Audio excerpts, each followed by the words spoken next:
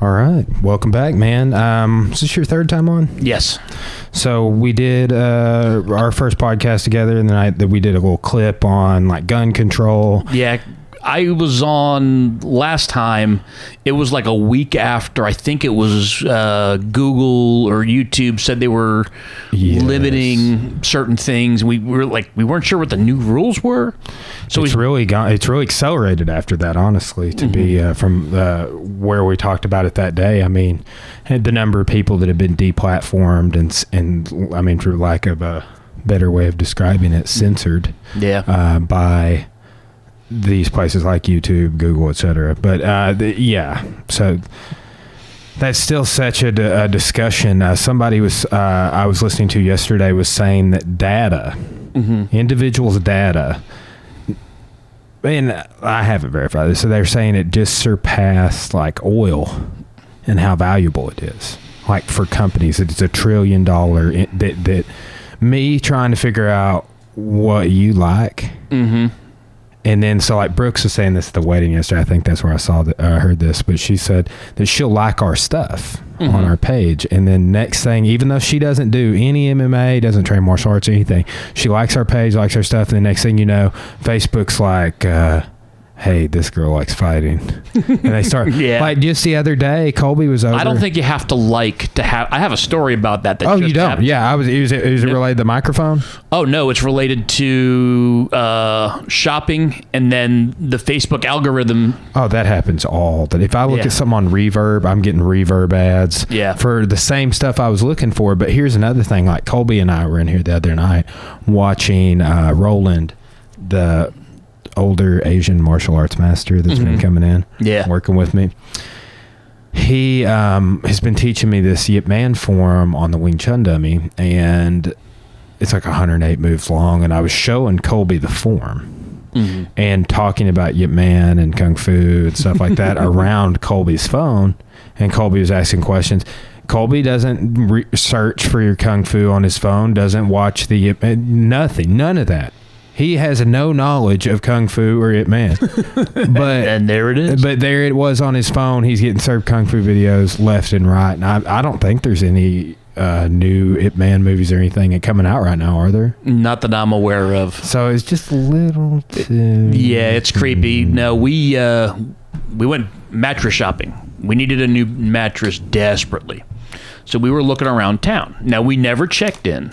We never said, hey, we went to local places and we found some good stuff that we liked. And I think about 2 weeks ago, so we started looking around. You got to test stuff out. Welcome to middle age. I just got a mattress somewhat recently too. And you do. You have to lay on. Yes, this is a medical necessity now.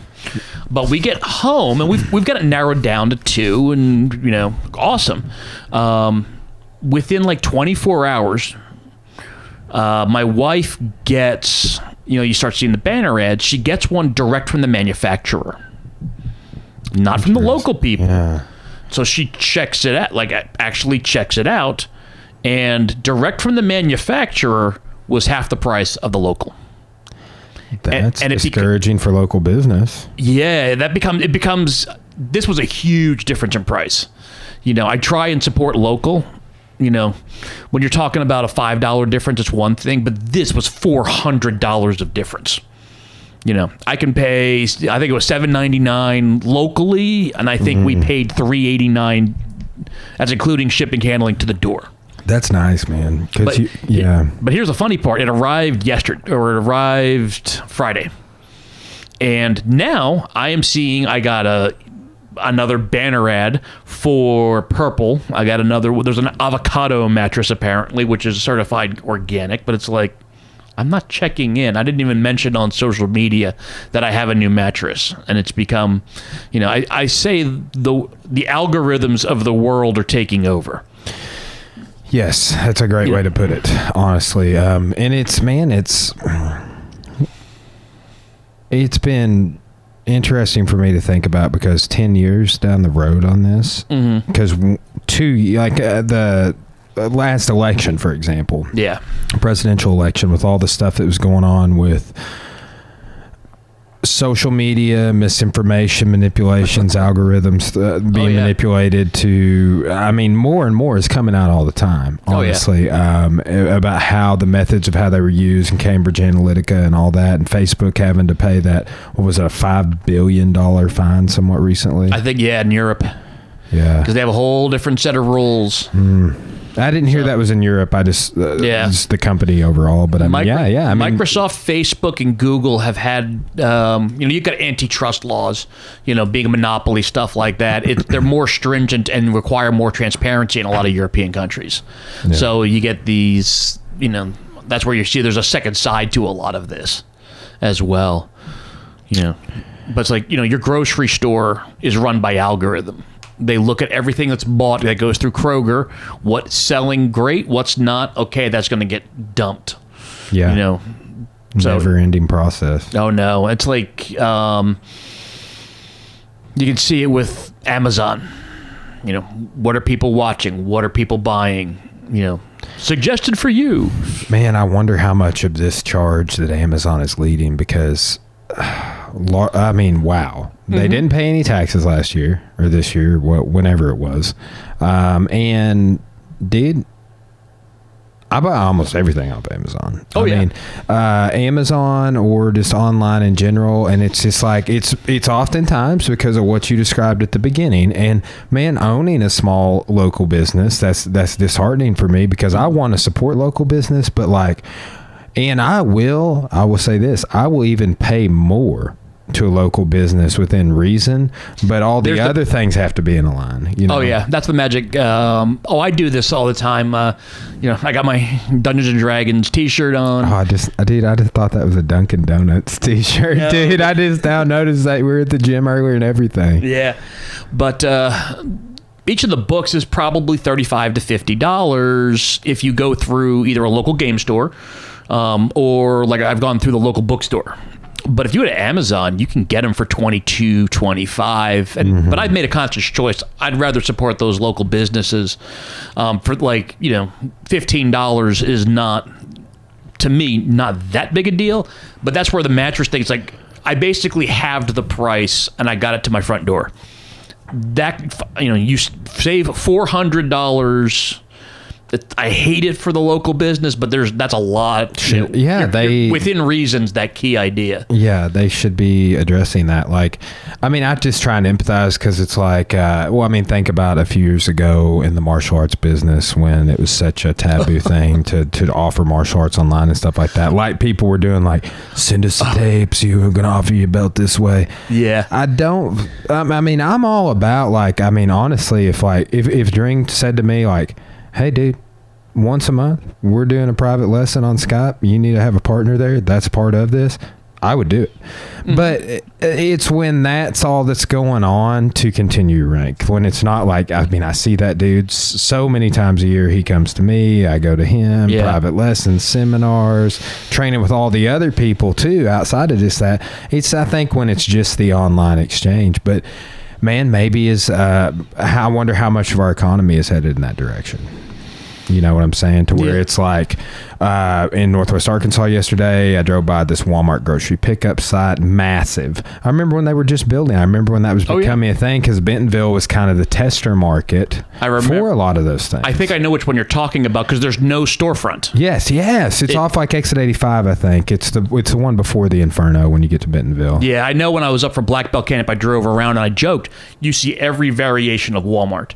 Oh, yeah. There's even the Walmart gas station up there. Exactly. Or convenience store. We have two different versions. We got the neighborhood market, and remember when there were no super centers?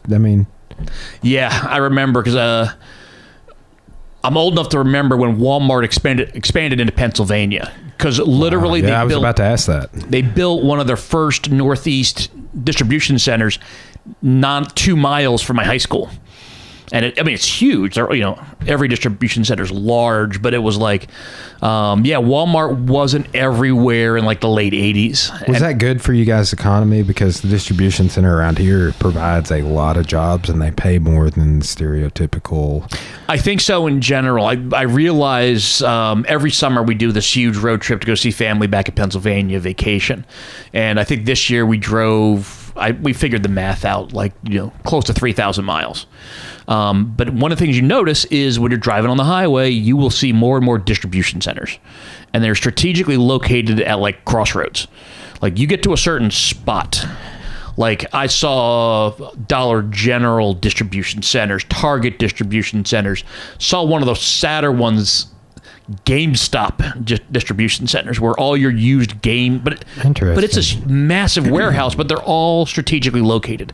They're at, I would say if you draw a circle within 10 miles of major highway intersections where they come together, there's a good chance you're going to have a distribution center somewhere nearby. We want easy on, easy off highway access. Like I remember I drove to Chicago, I think 2 years ago and stuff. And there's just certain spots when you get to major crossroads of interstate highways where there is going to be a lot of distribution centers. My town where I grew up had lots and lots of shopping in general. I don't think Walmart did much to it, but I think the internet really, really hurt the town more than Walmart. Just because, there was all kinds of shops. Like if you want, you watch Stranger Things, right? Oh yeah. Season 3 was in the mall.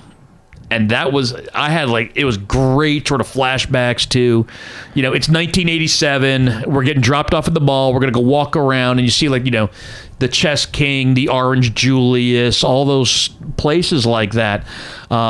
And that was really what my hometown of Reading, Pennsylvania was known for. It was an outlet shopping town.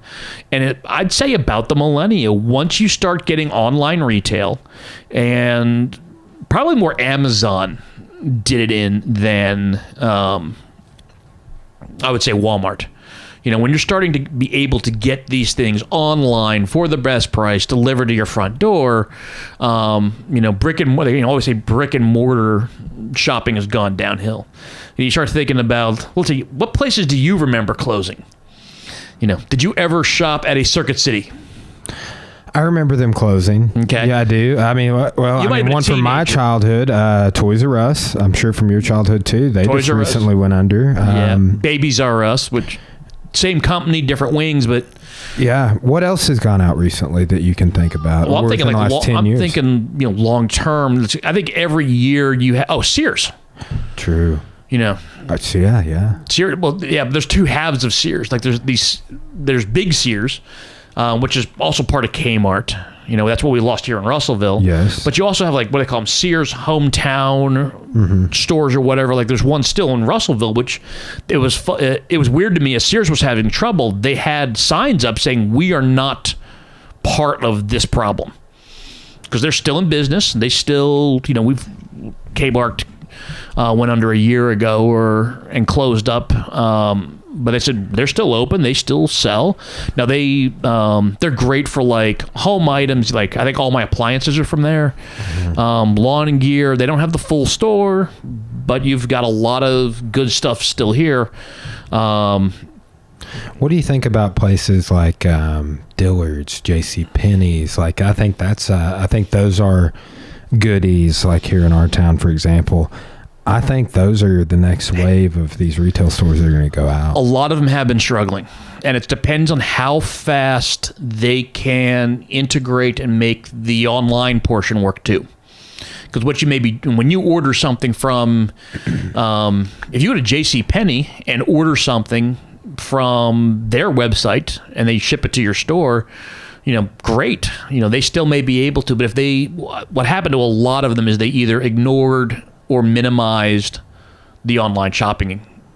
They didn't think it was. Didn't take it seriously. Yeah, this is a fad. Gary Vaynerchuk talks about that extensively. It's like you missed the wave there, and now you're going under. Yeah, and some of what gets me when you go to Amazon is you don't realize that some of these other retailers are actually selling through Amazon. Oh yeah, and it's smart. Yeah, I was looking around on sell 10% of your sold to Amazon and keep your business open. They're I was just on there the other day, and it's super easy to become a seller on Amazon to set up. Oh yeah. Okay, so let's go with this. Do you think that is going to negatively impact places like eBay, for example, so like, remember when eBay was like the shit? Like when it was, yeah. I mean, and look, I bought a couple things on eBay in the last 18 months, particularly some widespread painted prints, but none of these are in the other room. It's a whole wall of hand-drawn prints of the band. And in my office. Do I have to ask, does Cora know the presence of all of these? She's aware, yes. We've already had thoughts about it. But is this one of those I bought 3 prints is what you tell her and you really bought 6 or 7? Yeah, it's a forgiveness thing, not it's widespread permission. Panic stuff. Yeah, she loves them. We're seeing them 5 times in the next 2 weeks. So 5 times in the there's a 3-night show coming up, and then there's a 2-night show coming up. So God, yeah. Yeah, it's going to be, we're driving to one, flying to one. So one of them's the 2-day we're flying to. And it's on the holiday weekend, so that'd be nice. Sweet. Yeah. But I think eBay was huge 10 years ago when I was a teenager. And it seems like, dude, I never go to eBay. I go to Amazon. You can buy used stuff at Amazon. They're auction or not auction style. And honestly, man, anytime I go to eBay, I don't have time to auction and like check the app on my phone every 5 seconds to see if I got outbid or whatever. I want to buy it now. That's always the feature I looked at on eBay. I have bought some things with the bidding, and that's, I guess, what separates the two platforms. But man, for me, in my mind, Amazon's totally replaced them. Yeah, I think there's still some marketplaces that won't be touched. Like I think you get into like the Etsy crowd and things like, Etsy's a lot more sort of arts, crafts, things of that nature. I don't think Amazon, there's no practical way for Amazon to sort of get in there to the same level. Wayfair's big too. Have you guys? I know I've checked it out. Cora's always on there, man. Well, it's furnishing stuff like that, but I think you're gonna get those little niche market spots that for whatever reason it's just too much. But the trouble I find out is Amazon owns other stuff. That was one of the most it's just like Coca-Cola or anything else. You start digging, you're like, you own all that too? Yeah. In my American government textbook, one of the best things they have is in the media chapter, they have the media ownership chart. And there's basically like 6 companies, multimedia, everything that owns like 90% of what consumers get. Like I've seen that breakdown. Like Disney covers so many different things. Disney owns part of, they own Star Wars, Marvel, all the Disney properties. Oh, and they own ABC. Hey, and they own ESPN. Are you going to get the Disney Plus service? Oh, are you familiar with that? Of course. Dude, apparently it's already available. Somebody's telling me yesterday it was already available. I hadn't looked into it since they told me that, but I'm like... I wouldn't be surprised if it's like out for an alpha or a beta test to start. Man, I'm trying to watch all sorts of Disney movies, dude. like all the made-for-TV movies that came out every week when I was a kid, like Brink and Johnny Tsunami and shit. I'm all over that, dude. So was like everybody else from my generation. Like Mike Page's wife and I yesterday were talking. I was like dropping all these movies names. I'm like, and she's like, hell yeah. Well, I think just from convenience point, like me, my kids, we are big into the Marvel universe. We go to see all the movies opening weekend. I avoid social media like the plague until I've seen it. Yeah. But one of the things we get into is that it comes in and out of platforms. Yes, I hate that, man. They launch on Netflix. Well, that's with everything. It'll be on Netflix for a while, then go away. Then it goes on to Hulu for a while and goes away. But if you know it's a Disney property, it's going into Disney Plus. It is staying there, and you're going to have every Marvel movie that you would want for $13 a month. Cora and I right now, we canceled our HBO, but we are playing with, anything about Sling TV? Yes. We cut the cord about 2.5 years ago. On Sling? Yeah, that's what when we started, basically it was a package deal that it was with Roku. You basically, you signed up for Sling TV for I think 6 or 9 months. You got the Roku box free, and then you could add apps and stuff like that. That's what we did that and have never looked back. I think just because we realized with our schedule, we don't watch anything that's actually on live. I'm the same way, man. And like, honestly, I'm probably going to cancel this Sling after I finish watching all the episodes of Ancient Aliens. But Yeah. But there are some series on there that I'm just binge watching, and we have like Nat Geo and stuff. I need to start TiVoing some things, but man, I'm about to cancel a whole bunch of stuff and kind of reconfigure, because man, I've seen the whole Game of Thrones franchise so many times, and I was so disgusted with season 8. Dude, when I was showing cave paintings and my Civ 1 it was Civ 1 class, I went to this horse on the ceiling of a cave, and I was like, and here we have season 8 of Game of Thrones. Click, going to the next one. Yeah. So, but we've talked about this. I don't. This is where, like, the Dungeons and Dragons community said, this is like, you got a game going and somebody's moving away, and it's like, oh, quick, we have to finish this storyline up in the next 2 hours. You know. Because I was thinking about, I don't mind where the plot went, but it was so quick. Hurried. Oh, it was like, on Red Bull and cocaine hurried.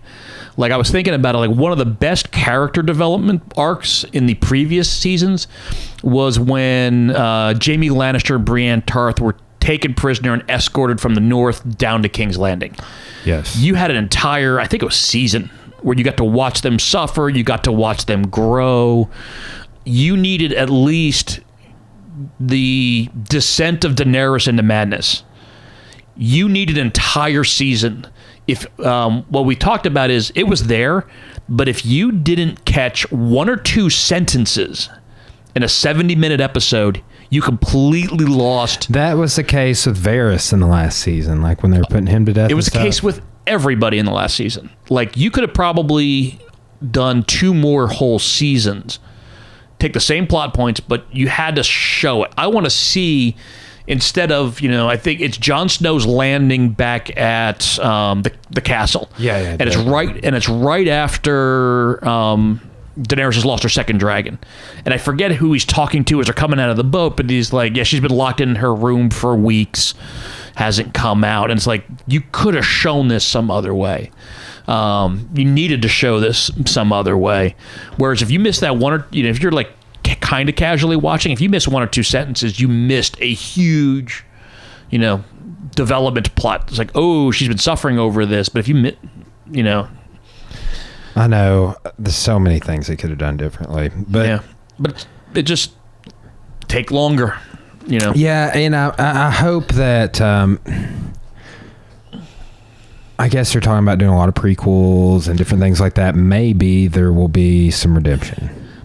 I don't know. But season 8, it's not season 8 too. It's like, man, the last couple of seasons, it's like, it got so good, like up into season 5, and then it just kind of meandered. I think the books, I've read them as well. So, the 5,000 page commitment.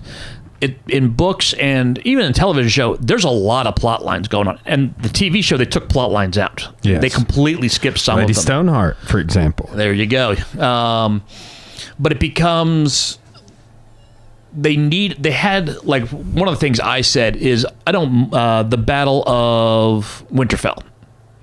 That should have actually been the end of the previous season. Because you've got 2 major sort of, if you're the Starks and you're Winterfell, you've got sort of 2 major problems. You've got the Army of the Dead, and you've got, Mad Queen Cersei. To start narrowing your showdown, you got to get rid of one of those. They could have, I agree with that. They could have started the last season with, like, Arya killing the Night King. Like where it looks like total despair, and then Arya kills the Night King at the beginning of the next. And then they could have gone... Man, like, the fact that they were planning, you remember, like, there's 2 seasons left, and they're like, well, the next season's only be 7 episodes. The season after that's only, like, we were hearing the reports on what the breakdown would be 2 years ahead of time. Yeah. And I don't know if they'd written everything out, but... See, here's the one thing I always wondered is everybody's been, Weiss and Benioff blaming them. I would love to hear HBO. I want to hear what HBO told them. Was there any back and forth? We need you to wrap this up in 1 season. If I were them, I would say, we're ready to start the prequel. Or I do. I wonder what the logic was. Yeah, I've got, I would say if I were them as sort of an artist, like, I've got a plot. I've got 2 seasons. This first season, we're going to finish up the Night King. The second season, we're going to finish up King's Landing. and you sort of lay it out. But if the network says no, because that's one thing, there's also, I've always been fascinated by network interference in art. I wonder what's going, and I think I know, but with Better Call Saul, you know, it's in a down period right now. So like what I think they're doing is doing the 10-year Breaking Bad movie, and then so there's a season off of Better Call Saul, and it's apparently the next season's going to be the last season. So like what I was saying on season 8 of Game of Thrones, like maybe through the franchise of Better Call Saul and the 10-year later Breaking Bad movie or whatever, maybe they're going to do an exceptional job at tying all that together, and it brings a whole new meaning to both shows. That's what I think, because they keep showing in Better Call Saul the later portion of his life after he's already gone on witness protection, and then leading up to and even running parallel with the Breaking Bad plot line. So I'm like, oh yeah, this has so much potential, and I wonder what that Breaking Bad movie is going to be like. Yeah, part of it is I've noticed if you watch enough series, shows, etc., you know, talent goes around other talent, and you start to realize that, you know, the Breaking Bad group is incredibly talented, you know. They are, but they've also always had a plan. You know, you've heard, was it Gillian, I think, is the one who does a lot of interviews. He said, we sat down, we did Breaking Bad, we had a 5-year plan. This is where we want to start, this is where we want to finish. When shows don't have that kind of structure, like when you're writing Game of Thrones, and the author himself is in book 5 of planned book 7, and it's like one of those, where's Winds of Winter? You know, the Game of Thrones fans are like, where's the book? Yeah, chapter 1's online, I think. Oh, he's got, well, there's like 4 or 5 actual chapters. No, he's got a strange writing style, but I don't think because the ending wasn't written, they don't have as much of a structured plan. They don't have kind of. I wonder, do you think the author did that to kind of play HBO? I mean, think like. Oh, no. The book is going to be different, you know? So is he going to have more book sales because of that? I don't know. Not necessarily. If the way the books are really interestingly written, each chapter is told from the different point of view of a character. And he does some funky stuff in there. Like there's one, I think it's when Tyrion and Sansa, they're trying to escape at some point. There's 3 or 4 chapters in quick sequence where it's Tyrion's point of view. It's literally. I like that style of writing where you are seeing it just through one character's eyes. And some of the best books I've ever read are like that. Like each chapter is from a different point of view, just like you're saying. Yeah, but what happens, I think it's very easy to write a single chapter. To get those into a narrative of a story you can follow, especially with as many moving pieces. Like the first 3 books, I think he does a great job of it. It's clear, you know, you've got sort of the build up. The first book is before the war ever starts. You know, the first book and the first season follow really closely together. Before Robert's Rebellion start, or not before the... Before the Stark Rebellion effect, the war in the North.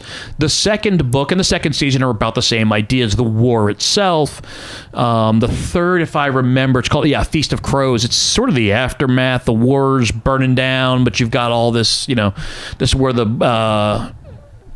Brothers Without Banners coming in. This is where, you know, oh, by the way, we're going to follow Arya over to Bravo so she becomes a faceless man. They did not give me any satisfaction on that plot line. You know what I'm saying? Like, where do the faceless men come in? And what about Jojen Reed's dad? You know, like Mira and Jojen, like I expected to see that dude show up. There was memes about it wasn't Jojen, it was the girl, the one who like, you know, you basically escorted Bran, you know, north of the wall, found the 3-eyed raven, got him back alive from the wall, and you vanish. It's like, you know, that's when you should know you got too many plot lines.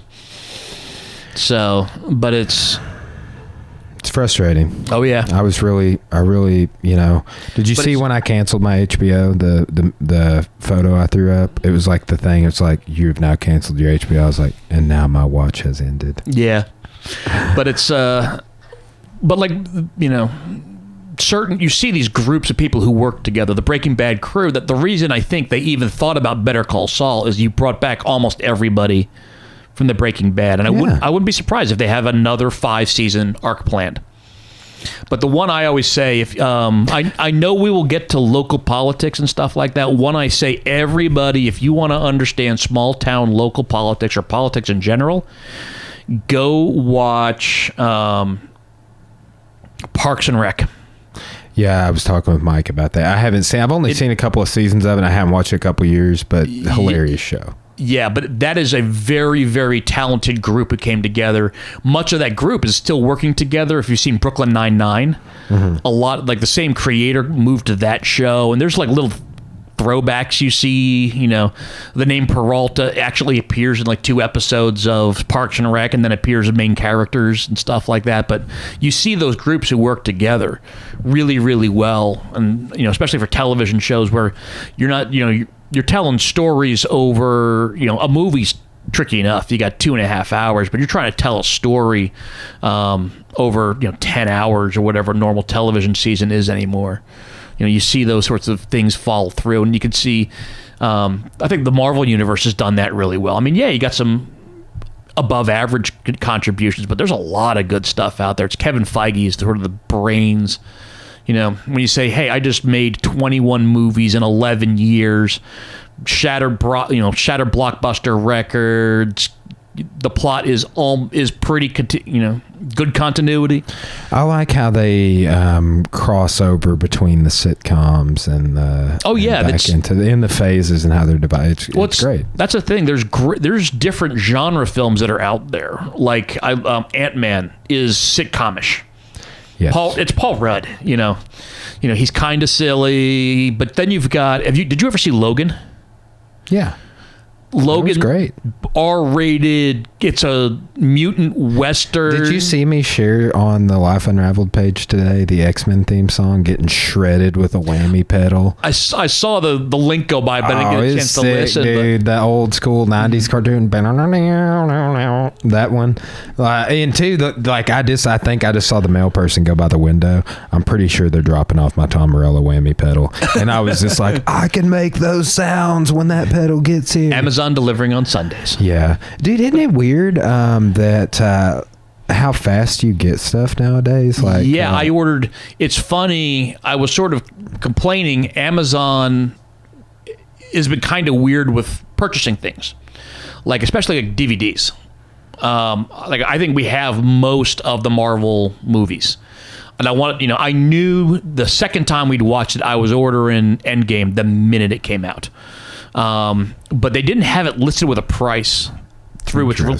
But part of it is they're also movies now come out in stages.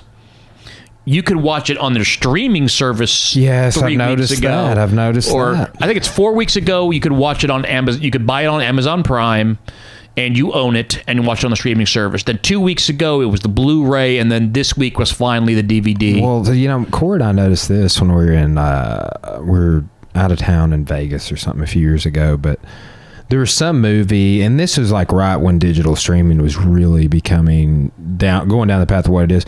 But we were in Vegas, and there were all of these movies that you couldn't do anything with them. You couldn't buy them. But there on the hotel TV, you could rent them. And this is like weeks ahead of any release for digital streaming or anything. But it's like, yeah, you can rent them. You can't buy them. You can't buy the digital version. You can't get the Blu-ray. You can't get this. You can't get that. But you can rent this movie for about $17. Yeah.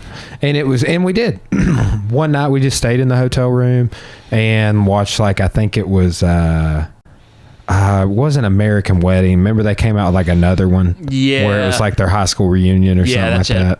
But it was months before it came out, and there was another one on there. It was like months before it came out or something like that. But it is like they've started giving you in sort of phases access to the movie, and you might pay more.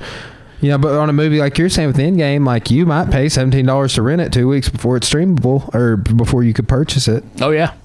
And you can't, it's one of the things I haven't found. They don't have like a whole package where I can buy, I want both the DVD and the streaming version. I might pay $25 for that. They do need to start doing that. I totally agree. There are plenty of times I want both. I want but man, anymore, we end up renting the digital or for like $2.99 or whatever it is, or we just end up buying it. We got a digital collection going now. So it's it's wild. And isn't it weird? It's like the transitions, like you remember, like, oh, we're trading cards and now, or or whatever, and it's DVDs, and now it's like, yeah, we're just collecting digital content as human beings. I got one that I recognized is we do Redbox. There's one like right down the hill, but a DVD from Redbox is like $1.75. But I get, I have an account, so it goes on my receipt, stuff like that, but I get lots of commercials for the Redbox streaming service. You put an app. You can, if it's on Redbox, it's in the app. Rental is $5. You're paying $3.25 for convenience. I don't got to get up. I don't have to drive 5 minutes down, 5 minutes back, or check with boxes to find. Well, typically new releases are more expensive too. Well, this is for any release. Okay. So it's one of those. If you ever rent through Amazon? Occasionally, if there's some really weird. Are they about neck and neck? Because we rent exclusively through Amazon for the most part. It depends on. The thing is, a lot of Redbox's model is, say, releases in the last 6 months. That's what they're really aimed for. What's hot right now, basically, what's getting rented. And I think one of the things I also noticed that Redbox, I think, is you can rent video games through them too. That's interesting. Video games I love video games. Digitally, you're saying? I don't know if you can through the app or not. Okay, just the disc. I've seen that. But I know games are expensive. You could drop $40 to $60 on a new release, and you don't know what you're getting.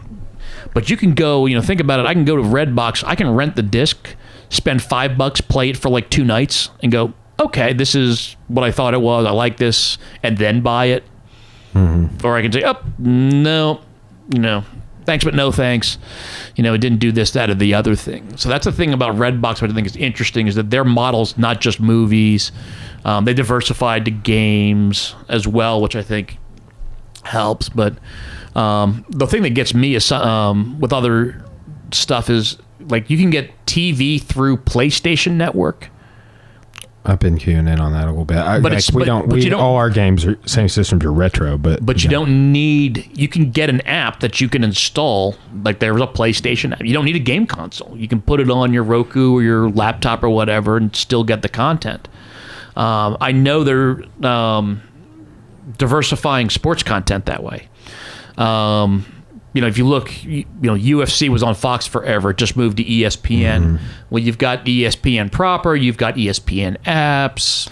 All that sort of stuff. It's big. That's big right now. And then, like, I noticed on Amazon probably 6 months ago, they're pushing sports on Amazon Prime big time. Like, on my digital streaming, like, I see all these, like, NFL, and like, hey, you want to watch this game, you could order this game. I'm like, no, actually, I don't want to see that shit on here at all. Is there an option to make the football go off my dashboard? See, I'm the opposite way. It's like, they've been experimenting. Yeah, you've been able to watch an NFL game on YouTube, Amazon, Yahoo, and Google, and part of this is it's experimentation.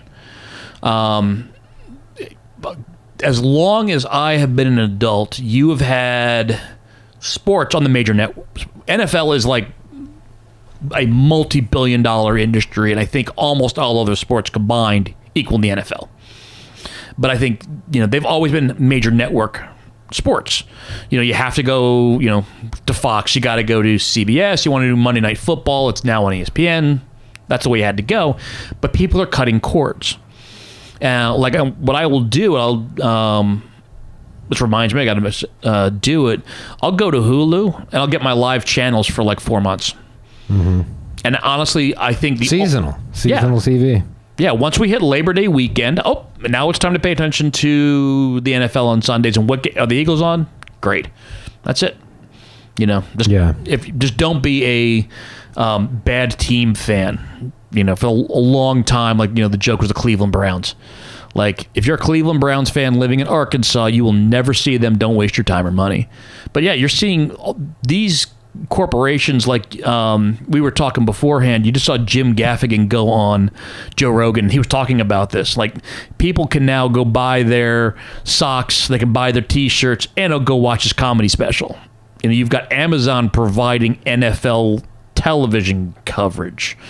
You've got yacht. Everything's streamlined, man. Oh, yeah. It's insane. Like what we're talking, like, would you have thought that this would be the world we were living in 20 years ago? Oh, no. 20 years ago actually works perfectly because I remember I basically, like, being in the Army was being in a bubble. Like it was like the internet and computers for college still were just coming online when I left for the Army, and it was everywhere when I got back. And that was only a 5 year, 4 or 5 years in. Yeah, a little over 4. Basically, I took my last college courses in early 1991, and I restarted in the fall of '96. And it's like, digital card, even just like digital card catalogs. I remember. Bro, you missed like the whole grunge era, man. Oh, no. we got music, but as far as technology and stuff like that in universities, I wasn't around universities, but we came back. And I remember we had a professor who was the first one to say, here is how you email, write your paper. Here's how you attach it to your email and send it to me electronically. And that was probably 98. Where it's now, I've got tests that are online. I don't handle physical papers very much at all. They turn it in. I can't lose it. They get receipt copies. The original's there. The turn it in grade version's there. It's come such a long way, man. Oh, yeah. And I love the way I'm now this semester, and we just got started, but I'm streamlining everything so much more than ever, in that how it's organized in our educational software, which is Blackboard, same you use. Mm-hmm. And then how I'm using multiple approaches on sources, like, hey, here's an article. Hey, here's a PDF of this primary source. We're going to look at a couple of videos here, and how you can just integrate the text and cross things over. So, like, that'd be a good way for us to segue over to like AETN, man. Mm-hmm. For example, and I know those videos aren't going anywhere. It's the good part. So, like, you go on AETN periodically. What is the actual show that you're going on? Like, it's called Arkansas Week. It is they shoot it, I think they do it every Friday. It's issues concerning the state.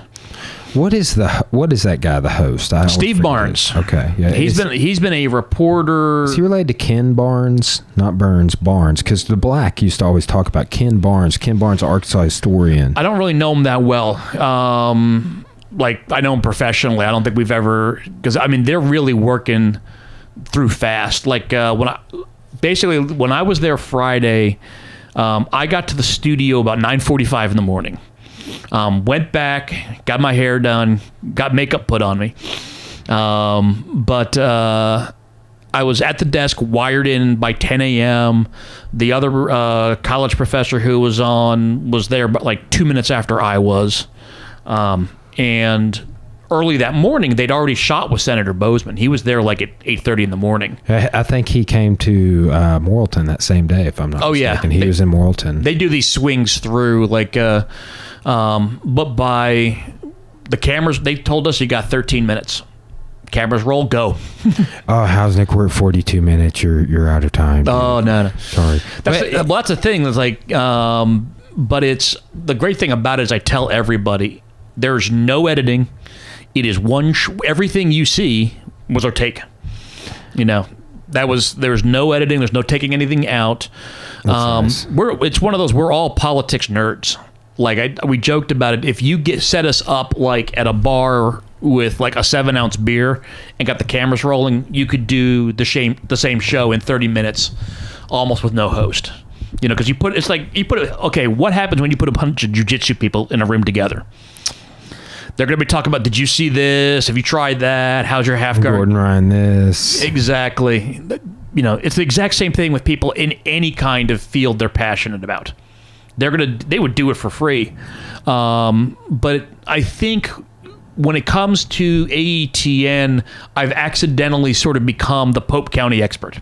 Because it's been a fascinating year for Pope County politics. Oh, I know, man. But the thing is, there's always a statewide connection. I'm glad that you are going like I know that you heard Drew and I talking about you on a recent podcast, but yep. I'm glad that we do have some discourse and a forum to discuss these issues and just kind of what recapping some of the things I heard you talking about. I didn't listen to the whole talk yet, but I mean, you said it Friday, and I kind of saw the headlines of you guys were hitting on Second Amendment and casino, correct?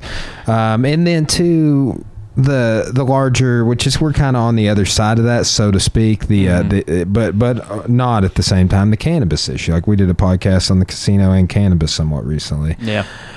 Where are we as a state and local community in comparison to other communities in the state and federally on all that stuff? I mean, people always sort of stereotype, well, you're in the Bible Belt to the south and you have dry counties. And dude, I am just so ready to move past. It's like, could we just be like the rest of, if there is a way that the rest of the states are like, can this region start acting that way? Because like there is no federal prohibition of alcohol. And that is going to be the next hot button issue attached to this casino. Oh, it's coming. That is scratching the surface. This is why I think jiu-jitsu and being a professor work hand in hand together, because you have to be a constant student. You're always learning. If you want to find out if a professor is sort of mailing it in, you sort of look at how long have you been running these notes, and stuff like that. But you're always having to learn, and especially learning more and more like Southern politics. There's a point where Southern politics and Southern history converge. Like we were talking, you're teaching Arkansas history. One of the big books on Arkansas politics is a guy by the name of V.O. Key. He basically wrote the first regional studies book, and he had a chapter on each and every one of the southern states. That. What's his name again? V.O. Key. K-E-Y? Yep. Okay. I think he wrote it in the late 50s, early 60s. And there's still things, when you say the South, there's a lot of difference between states. Like whether it's Alabama, Arkansas, we'll keep Florida out of this. But things like South Alabama, man, holy shit. Yeah, but one of the things he saw back then, that again, you're talking a 50-year-old book now at least. Yeah, he died in 63. I'm saying. Yeah, it's like UCLA, Johns Hopkins University is where he taught, and Yale. Yeah. Shit. Oh yeah, but I gotta look into this guy. But we have an Arkansas political science conference, and it's not will V.O. Key be mentioned, but how many shout outs does he get? Like you're saying, yeah, the dude's been dead for 55 years, and then some. But V.O. Key looked at individual states. He did sort of the first deep case studies. And he said one thing about Arkansas culture, especially compared to an Alabama, Arkansas has a more libertarian, individualistic political culture than Alabama does. I think the word he uses to describe Alabama was it was much more congregational. Arkansans have always had that individualistic liberty streak. Yeah, rugged individualism. Yeah, exactly. And it's, what you do, and this covers marijuana, this covers guns, what you want to do in the privacy of your own home, as long as it doesn't affect me, compared to an Alabama, there is definitely a different political culture. Whereas, Alabama, you get some of this weirdness in Russellville. We don't want, the dry county stuff, casino gambling and, marijuana dispensaries. We don't want that here. It would be even worse and uglier if this were somewhere in Alabama. Arkansas is weird that we are the first southern state to legalize medical marijuana. Because part of it is it's not tied to political parties the same way other issues is. Where would you hit on the differences in and how much it is affecting that, like I mentioned when we started talking about this with alcohol, is that it is not federally prohibited, but here we see this state in local issues with, no alcohol on Sundays and you can't have a liquor store. Oh, I grew up in Pennsylvania. We had the same thing. Yeah, and maybe the alcohol on Sunday, but what about, so marijuana is not, it is illegal federally, and that is the number one thing people in the gatekeepers in our community keep saying is like, well, this is federally illegal. We're just trying to follow what the government... or whatever, you know, unless we're trying to follow the state constitution on the casino, then we're going to break the law, you know. What? People are inconsistent, sorry. Yeah. But, marijuana is weird that way. Because even like Colorado, where recreational marijuana is legal, technically it is illegal in the federal government. What a lot of it is, think of all the problems your police department has to deal with. Think of all the drug problems. Think of all the violent crime problems they have to deal with. You know, what we don't want anymore is we don't want, that police officer who works 40 or 50 hours a week, they will spend the same amount of time arresting somebody for a dime bag of weed as somebody for a kilo of cocaine. Oh, I know. The scheduling is disturbing. That's what it really boils down to. Is that there's a federal schedule, and they put... for whatever reason, at one point, marijuana is in the highest. It's up there with heroin and cocaine and all the big hitters. Yes. But it's a lot of what they've said in like Colorado was like, look, we've got bigger fish to fry. We are not going to even, they call it like decriminalization. We've seen that in Northwest Arkansas, Eureka Springs here in the state. We talked about that a couple of podcasts ago. But they've made it sort of, it's not, they're going on a very different argument than what is federally legal or illegal. They're saying, look, one of the realities of life politics is we live in a world with scarce time and scarce resources. And those states have said, look, and oh, by the way, we're going to tax it. Don't. Man, taxation revenue has been great, though, for cannabis, has it not? Colorado, I think they tax it like at 19% or something like that. And they brought in a free $1 billion a year the first year. But it's like, it's one of those, hey, wait a minute, Though, I mean, that's kind of the argument on the casino, is it not? That it's like nobody ever talks about all the benefits and all the tax revenue and I know Russellville's not going to get any of that, but or will they? I mean, do you know anything about why Russellville is not on annual operating budget sheet, and if that will change? Let's start with this. The casino, we always talk about teachable moments. What can I show people? The casino is a weird, we call them NIMBY projects, not in my backyard, NIMBY. Now, the thing is, many NIMBY projects are like toxic waste dumps. We need a place to put stuff like Arkansas Nuclear One. They employ a lot of people. They generate power across the region, but it creates radioactive isotopes that take 10,000 years to decay. We do need a place to put this, but nobody wants a toxic waste dump in their backyard. They built one. I think it's in the Nevada desert. Why? Well, Nevada lost. It's isolated enough. It's the middle of nowhere. But it's, when we think of a NIMBY project, that's what people are thinking about. Well, the things that Russellville's turning into NIMBY projects, which I like that word already. Yeah. No, we're not having a retirement center in our backyard. We're not having a marijuana dispensary or a liquor store or a casino or a new martial arts academy but it's, it's the state.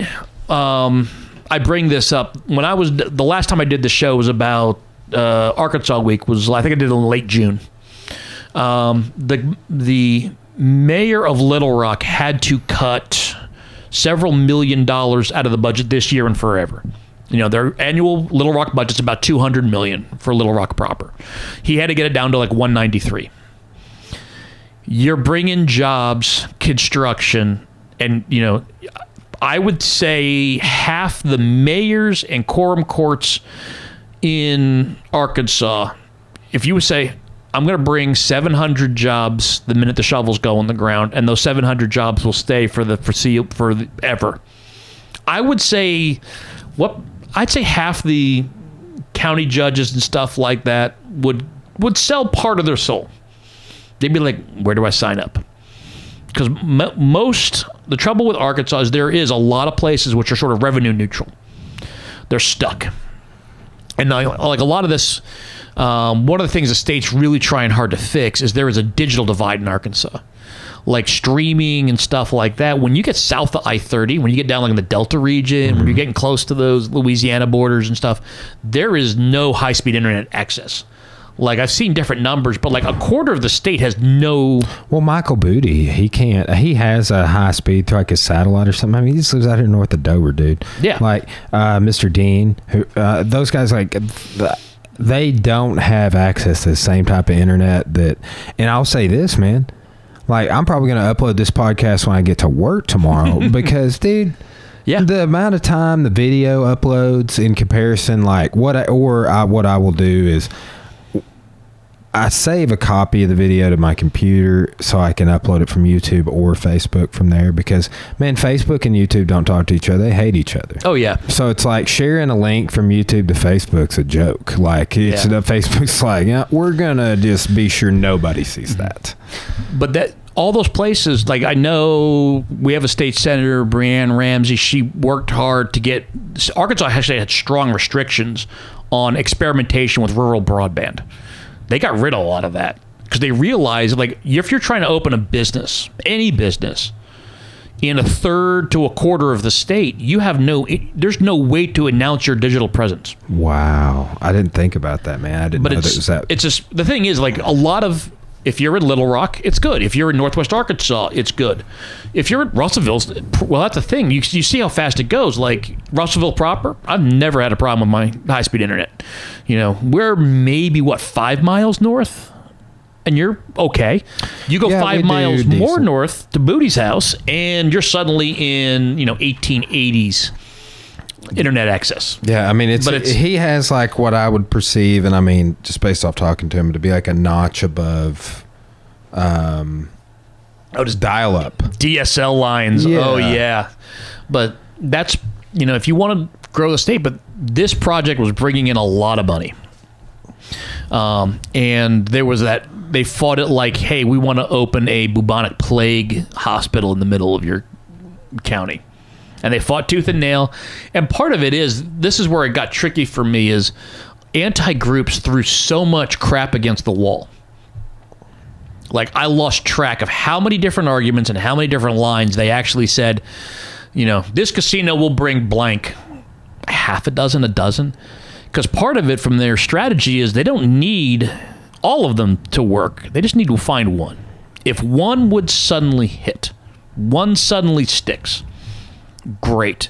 They could slow it down, they could stop it, that sort of thing. That's why there's all this talk about they sent these affidavits to the Western, the federal judges for investigation, that there were payoffs and bribes, and we saw these quorum court members. It was just, they're shoveling, throwing everything as fast as they can against the wall, because if one of those does stick, they can slow the process down, they can vest it. But this was coming. The people of the state spoke. The people of the state won. It was not a local vote. It was a statewide vote. If the groups that wanted to stop it in Polk County were smarter, they would not have put so much effort into just Polk County, because every voter all throughout the state mattered.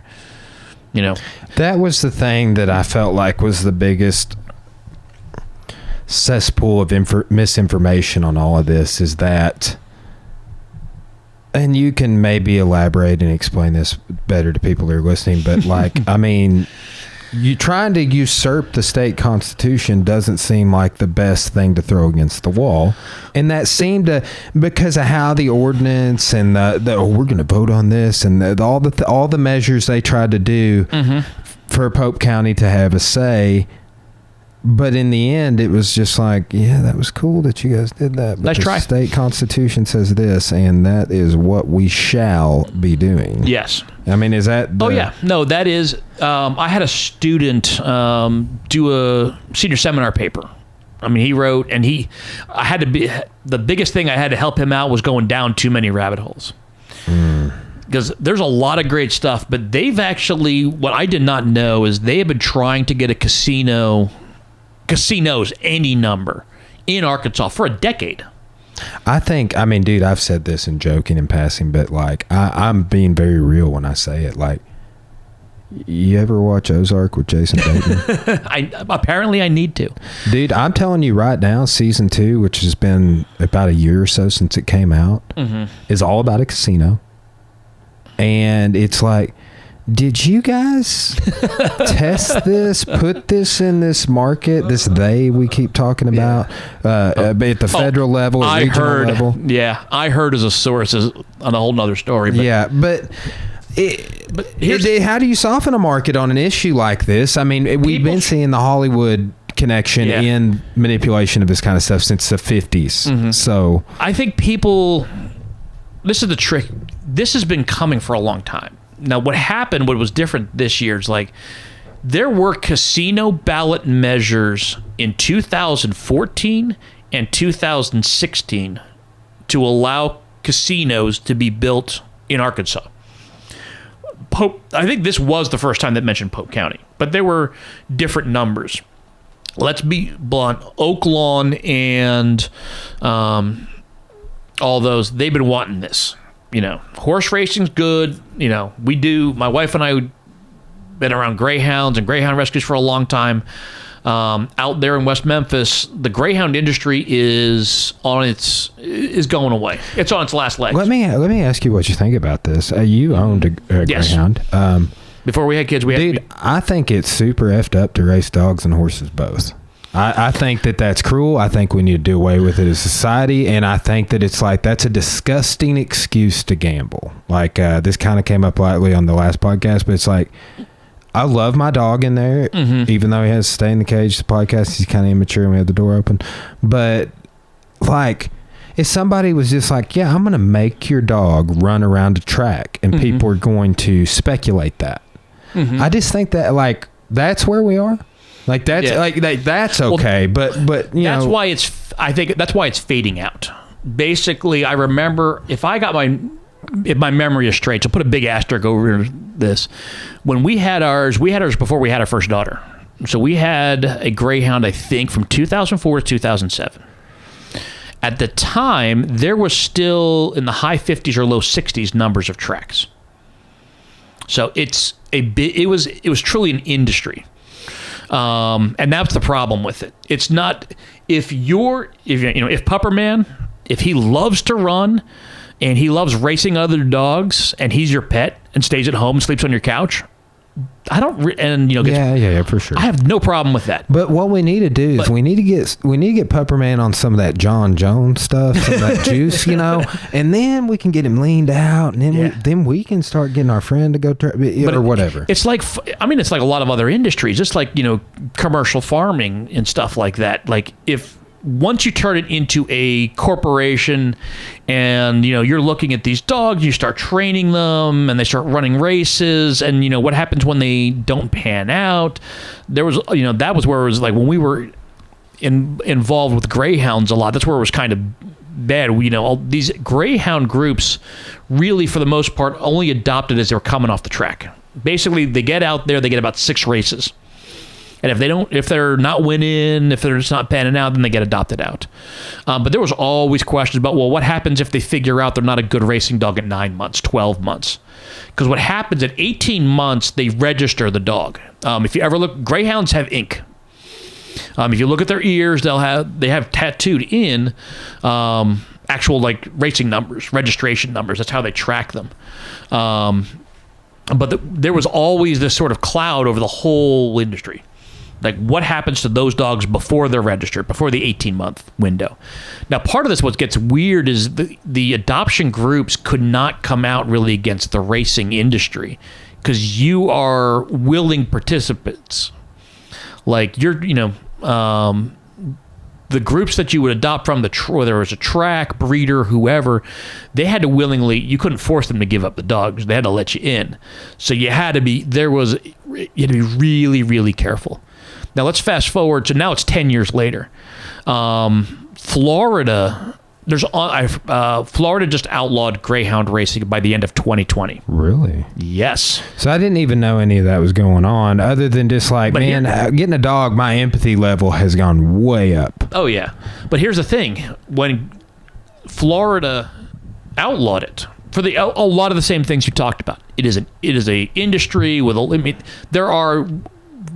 we were around them, heavily involved for 3 years when we were in Pennsylvania, where you get to learn more of it. And there are good breeders. There are better tracks, but there's worse. Florida was one of the worst. But the entire industry is only 17 or 18 tracks today. That's good news. And 2/3 of them are in Florida. And that's on its way out. Okay, wow. So imagine you trying to keep your industry going without 2/3 of it. I would, and I think the people in West Memphis know this. It's one of those. I found out there are industries which are aging, where you're targeting older individuals, and just because they've been around, if you've ever watched Ocean's 11, the joke, they go to the one guy, Rubens at the dog races or whatever, or it's Carl Reiner's character.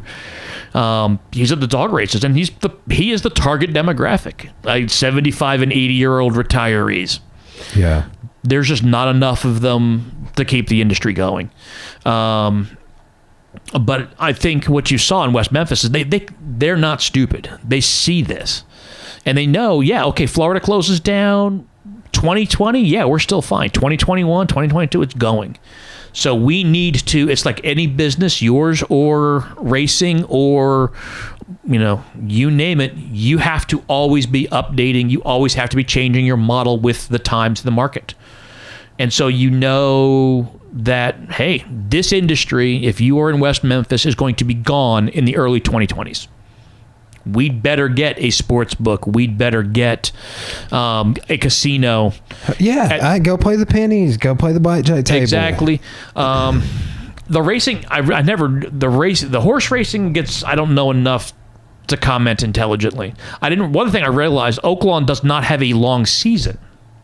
I don't know anything about that. Yeah, I can see it just being it's Arkansas our weather. Yeah, exactly. 4th of July, it's 147 degrees and 200% humidity. Well, that's another thing I thought. You're mentioning all these places where dude, it's Arkansas hot out there right now, and how high do we want to get these animals' heart rate out in that heat? Well, you have the same thing. One of the things in all the let's circle back to local. One of the things that was talked about is they want some kind of sports complex.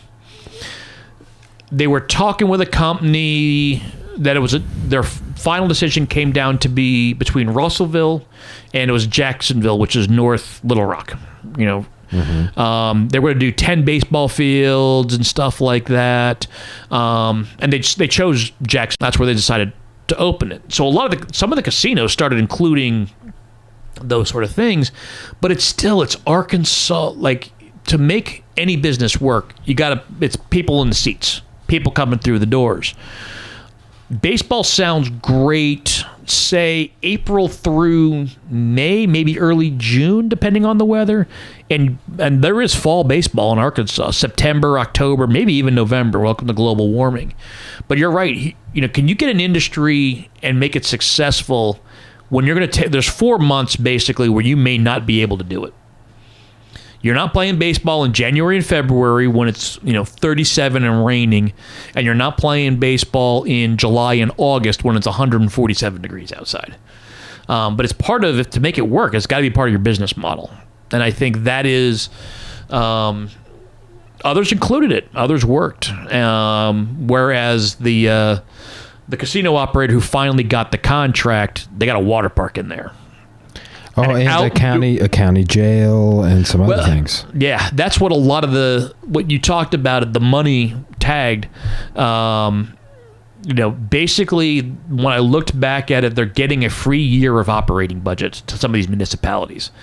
Like, yeah, Russellville needs a new... Isn't that happening? Are those budgets happening every year, the casinos in the county, is what I was hearing? I don't know if it was every year, but it's an initial. Those are specific dollar amounts to go to those municipalities. No, that makes it seem a little less, because if they don't get it every year, then it's not as big of an implication if Russellville doesn't get it, because of all the jail, the community center, the sports complex, the water park, things that we. I want you to imagine like Judge Cross, the quorum court. They make the major decisions. I want you to take your business. I'm going to give you whatever comes through your registers in your door, a second one of those for 1 year. And you'd be like, I might give my left arm for that. But it's like, basically Judge Cross, a year after the casino opens, will get a free $27 million. And oh, by the way, a jail is about $30 million. He's going to get a brand new jail. He doesn't have to raise taxes. That's not including all the income and all. Remember, you've got state and local sales taxes. They're going to get revenue from construction workers. They're going to get revenue from wages once the casino opens. And he's like, you could do a lot of good. I think it was Pottsville is going to get one. I think I started finding the data. Pottsville will get a check that's basically double their annual operating budget. Suddenly I think like Pottsville's like 3.3 million. Yeah, I saw the breakdown. And they floating around. Yeah, and they spend like 1.5 million a year. It's like, wow, I could not collect taxes for 2 years and still provide everything I already do. But it's as long as those. Here's the key: as long as those entities spend the money on what they plan. Build that new jail. I wouldn't be, if Pottsville's already got a pretty good school district, if all of a sudden everybody's got brand new school buildings, fully wired, that sort of thing. As long as what's promised gets spent where it's intended, fix those roads, fix that drainage, Jesus. Let me ask you this. What do you think about this? Without sounding too controversial, because I personally don't care for it, but there was one justice of the peace that abstained due to conflicts of interest on this casino vote when the quorum court did flip the other day. There's also another justice of the peace whose family's company is selling the land to the casino.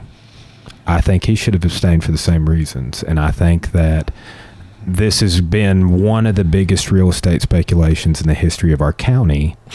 And a justice of the peace is directly going to benefit from it. Yeah, in that case, one of the things about a lot of this is assuming all this is true, because that's something I've run into with like trying to figure out information for a lot of this was always so fishy, and part of it is actually like Facebook algorithm problems, but. In that case, you probably, if you were going to make money off of the casino, if you're voting yes. Because the reason the other JP abstained apparently was because he is in banking. Yeah. So that's the thing. If you've got that, it's up to you to be, to clearly say, I've got a conflict of interest. So... to recuse yourself or whatever, or, it's like one of the things I think the JP actually put out, like, I don't know if it was later the night, later that Tuesday or first thing Wednesday morning, but he said, look, I work in the banking industry. I saw that, yeah. No matter which way this goes, I'm going to be affected, so I abstained.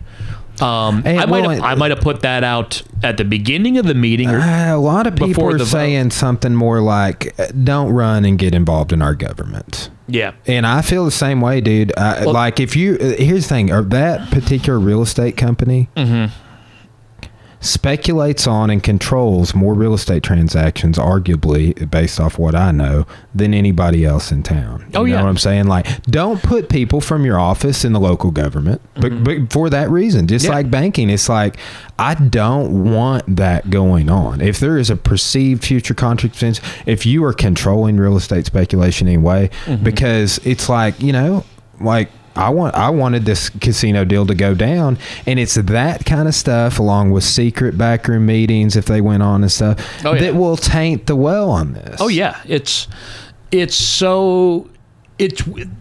issue was it was a business negotiation, and I think that I have my first recommendation if I were to be Pope County Commissioner or Russellville Mayor.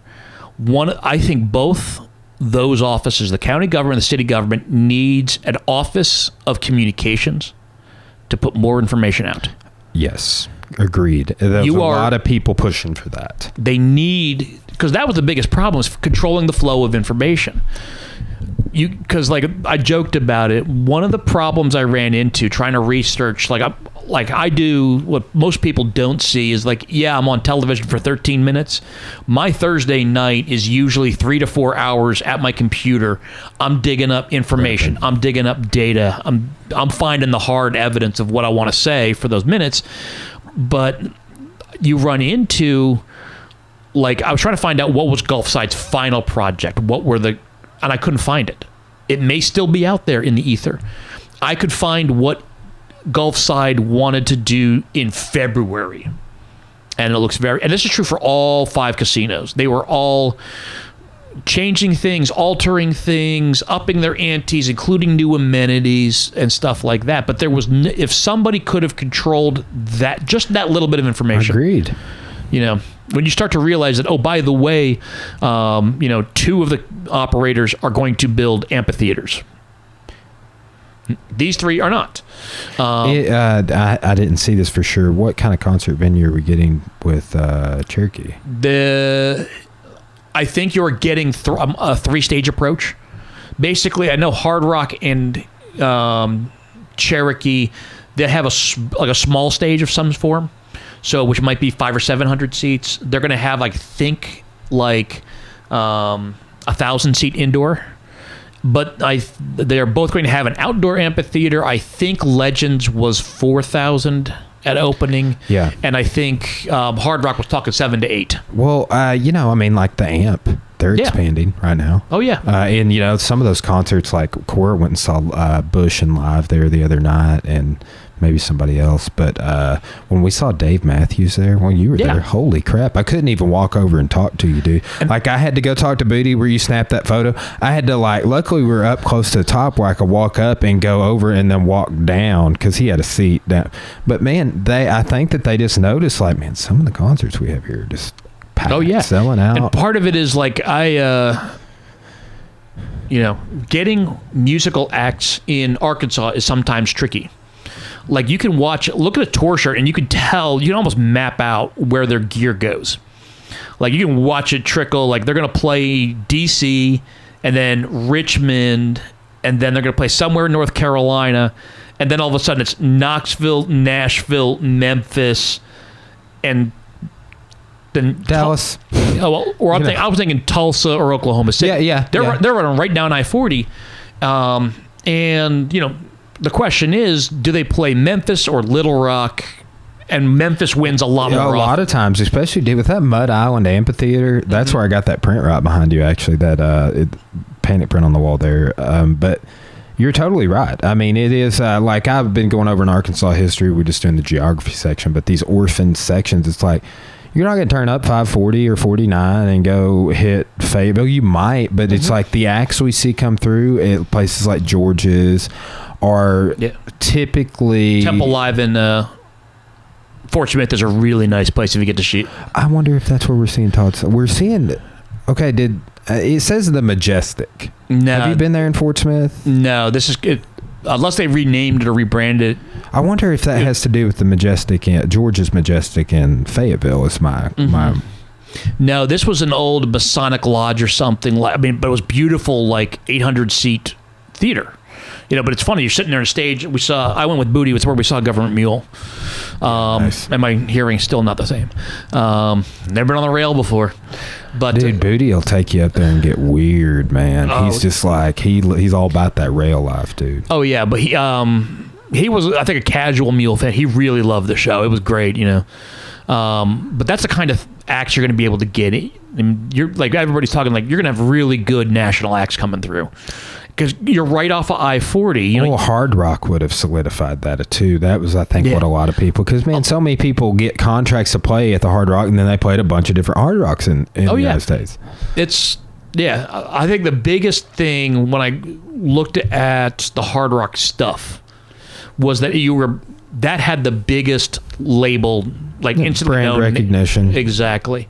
Whereas I think one of the things that was behind the scenes that I ran into was how much money in reserve do these entities have? Like that kept coming up for me too. Like everybody who's done home improvements, you got a budget, you try, but there's going to be cost overruns. You've got a rainy season, you've got price of steel goes up, stuff like that. You're going to spend more than you plan. Something about the way Hard Rock's corporate structure is set up, they have a good reserve fund. That was some of the problem. There was 2 smaller casino operators. A lot of paranoia they couldn't bankroll it, basically. Well, I think the one was I actually got to meet one of the he was the CEO of the one Iowa, the Keel family. Very nice guy, but they are a much smaller, and it's weird to say, they're a family-owned casino operation. If you had a tremendously bad season or something like that, they just did, they cannot compare. Cherokee had the deepest reserve fund. Cherokee can basically pay for the casino in cash and still have a $10 billion reserve fund sitting around. And it's nobody else in the competition was anywhere near. Gulfside was the same way and the same problem, and all the threats of lawsuits, I think, turned more than a few people off to Gulfside. You want, I think the word Judge Cross used when he was announcing this was, we want an economic partner. And I think Gulfside was trying to force its way in through lawsuits, so I think that turned a lot of individuals off. Yeah. You talk about, interest groups. That's what a casino operator would be, is an interest group. They want to try and get a specific policy, get a letter, and they had different ways that they tried to achieve it. Cherokee worked with county leaders. They worked with group leaders behind the scenes, less publicly, less visibly. Is that legal? Yes. Okay, so that's a big speculation. And like I was talking with another professor, PhD, like yourself, a different field, but he was saying that if these JPs did meet, and this guy's pro-casino too, but if they did meet and you and I didn't know about it, that is illegal. There's weird rules for this. Like number of JPs. Yes. And this would have been 5 to 7 that met. Yeah, I don't know if that exactly happened. At this park? No. I mean, that's what I was hearing. I knew... Shiloh Park. Like right over here. Yeah. No, I was fortunate. I know, friends of friends. I know one of the JPs. And I got to go, and this is how I met the Keel guy. Like, he took me with him to this meeting, and they were so he in particular was so worried about these kind of rules. Like, they can't do 2 JPs at the same time. So they were rolling them in and out of 30-minute meetings, and they were so worried about that. Like, they had to be careful. They were texting. The next one was outside on a 95-degree day as we were finishing up, and they were making sure, don't come inside yet till I finish. So depending on, I didn't catch which names they said, but there's some of them who took it really, really seriously. And there's some of them who are going to massively pocket when they sell them the land. There's that. Well, that's the possibility. Yeah. I dislike back to that, that sort of stuff. The central lack of accountability and communication on that, and I like that. But what I'm hearing, and I don't know, man. All I know is that more than 10 people were saying that there was an off-site meeting with more than 5 justices of the peace that occurred at Shiloh Park, and if that's the case, that's horrible. Mm-hmm. Well, I'm waiting to hear on that, because a lot of the trouble is they have made claims that are verifiable. It was 10 people who were absolutely crazy, staunchly anti-casino, and then 7 voted for it. Well, no, I'm saying there was a group. Oh yes, a Citizen for a Better Pope County. Yeah. I'm talking. Well, the JPs initially only one was 4, correct? This is one of the early on. I remember there was one of the JPs who was staunchly Gulfside. He said, this is the one we should support. I mean, he said it 6 months ago.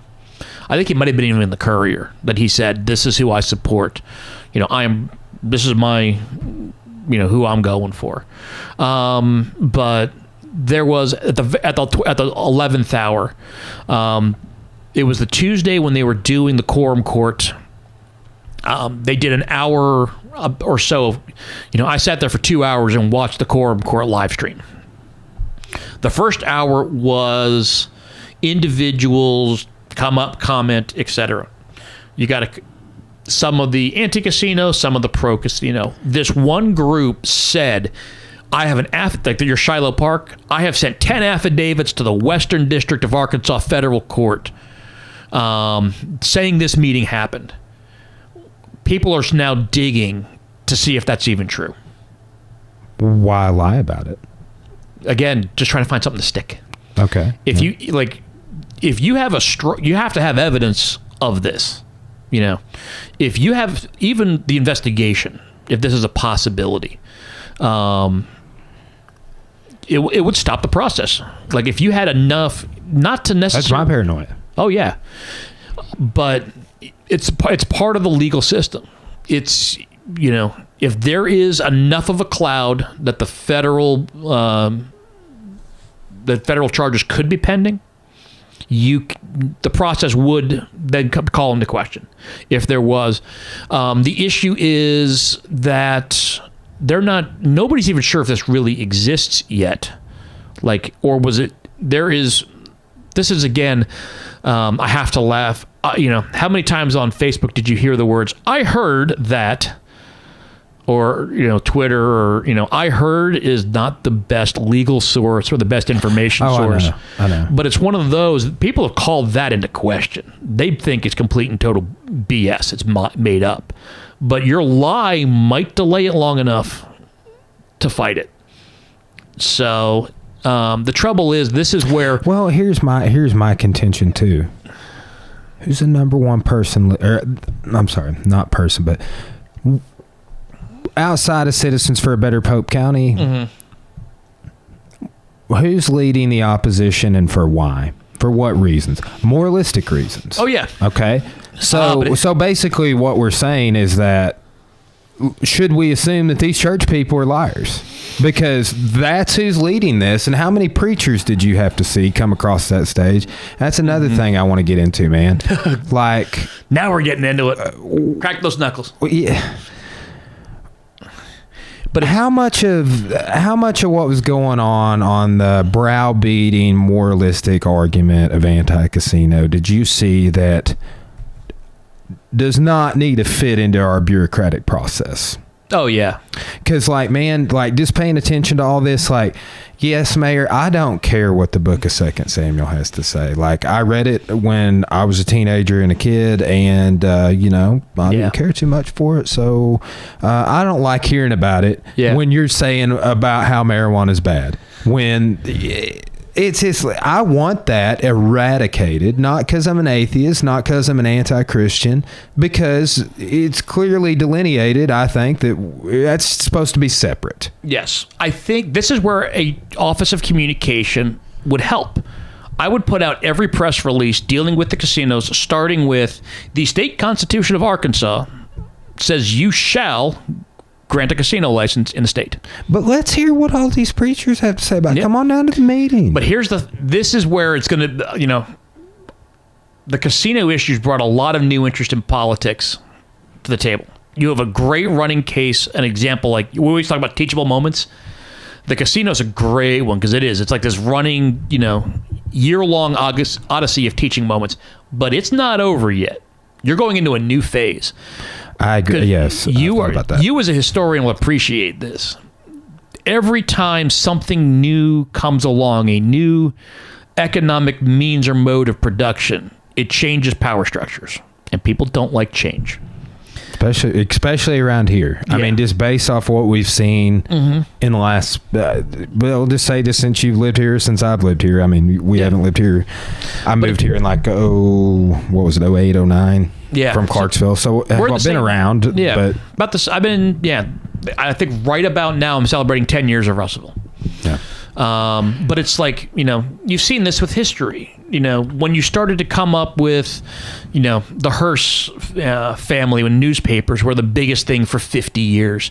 And then you came along with a little thing called television. And the power of the newspaper industry dropped, and the power of the ABC, NBC, and CBS came up. The automobile. Digital media. Oh, well, okay. Let's go full circle. Amazon. There is a realistic reason the president doesn't like Jeff Bezos, and that's because he has within his own lifetime, he's created a absolutely monstrous new corporation that didn't, I don't think it existed 30 years ago, and it ran in the red for a long time. Like a lot of these tech companies basically scraped and struggled for a long time. And like Amazon's blown up. I think Amazon's like one of the biggest corporations in the world now. I think it is the biggest. Yeah. If I'm not mistaken. Yeah, Walmart's in the top 10s, one of those. But Walmart's been around forever. It took basically Amazon did in half the time the same thing Walmart did. So there's a little bit of professional jealousy kind of things going on with the president. But it's like, I'm old enough. I remember like there was no tech industry. There was no Yahoo, Google, people like working in the garage, suddenly becoming billionaires. That changes the corporate power structure, changes the structure of power and politics. And what's happening... Well, think about Zuckerberg, man. Oh, yeah. I mean, like, just a college student, and then... Yeah. Now. Yes. He controls everybody's data. But the issue you get... Well, even if we got the smallest casino that anybody offered, you're dropping all new employees, all new revenue streams, and a new economic structure in Russellville. Do you think, just along Pope County. Same lines, a lot of the local old guard type folks that have been involved in local politics, whether you're on the side of opposition or whatever, do you think there is a demographic and generational change at the cusp of about to happening in our state politics where, I mean... I got a couple answers for that. If those who know me, one of the things Arkansas, I think, struggles with is perception. I remember we're getting ready to move to Arkansas, and we were living in the outskirts of Washington, D.C., if you want a sitcom idea for a culture shock. Whereabouts were you? I was just having acai bowls in Alexandria a few weeks ago. Northwest, it's called Rockville, Maryland. Okay. Northwest of the district, but, I had gotten the job interview at Arkansas Tech. I've been hired, all that sort of great stuff. And my wife is telling her employers and stuff like the professors got it. Like when you want to be a PhD, you want to find a tenure track job, you're looking all across the country. Arkansas, they didn't even flinch. But my wife was working at a tech job basically at the time, and people were like, I'm going to be working remotely. We're going to be relocating to Arkansas, and somebody's like, well, don't they have dysentery in Arkansas? Oh, wow. Well, I was like, they got drive-by shootings in Washington, D.C., so I wouldn't, We'll take our chances down there. Yeah, exactly. But I love Russellville. I've had a great experience. That's good. That's good to hear. If any time I have ever had a problem with a person in Russellville, they have typically been I'd say 60 and over, and probably 65 or over. There is a massive generational difference. Yes, agreed. Now, here's the trouble where it gets into politics. Who is running a lot of the politics is people 60, 65 and older who are kind of set in their ways. Or what we've seen in the past is they ally with people. So, for example, without getting into any names, a younger guy who's no longer living, not super younger, maybe around your age, maybe give or take, had aligned with an older in their 70s member of the city council and had bought a bunch of land together. And it's just like that sort of back end stuff. It's like, oh, you're on the city council and you block this stuff over here from coming in because you own this land with this guy, and stuff like that. Conflicts of interest again. Here's a thing I've run into. I think Russellville may be worse for real estate speculation than other places, because I have to realize a line I am not allowed to use anymore is I've lived here 10 years and. But as long as I've lived here, there's been speculation that certain things are coming. Like, I was interviewing for my job here, and it's, now 10 and a half years ago. People have had dream projects for 10 years, and none of it has shown up. Yes. Weir Road development. When I had my job interview, they were talking a Target Plaza. Yeah, that is actually, dude, exactly what I was referencing. Yeah. Right. That was all over. A city council person owned a lot of that land with somebody, and they said it was coming February. It was Friday the 13th, February of 2009. They were saying they're talking about this here. An intermodal transportation hub south of Russellville, north of Dardanelle, train lines, connection. They've been talking about, and a convention center. All three of those things have been people's dreams and fantasies as long as I've... well, I mean, dude, here's the thing. We're getting taxed for some of the stuff that you just mentioned, and that's convention center. And my question is, and you may know this, like, what's going to happen to that tax fund when this casino builds us a convention center? That's going to be the trick and the problem. Your Drew Brent episode, you're talking about the mayor debate. So go back and talk about that. That topic came up. The money is, they're going to have multiple public elections about what to do with the money. Basically, you've been saving, there's millions of dollars in this account. That's why I said and this is the city money. They've been trying to get this for years. The way the mayor, and I think it was the current mayor who actually, wound up winning, you'd have to have one election to say, hey, we saved this money. We don't need to spend it. We need to reallocate it. First election.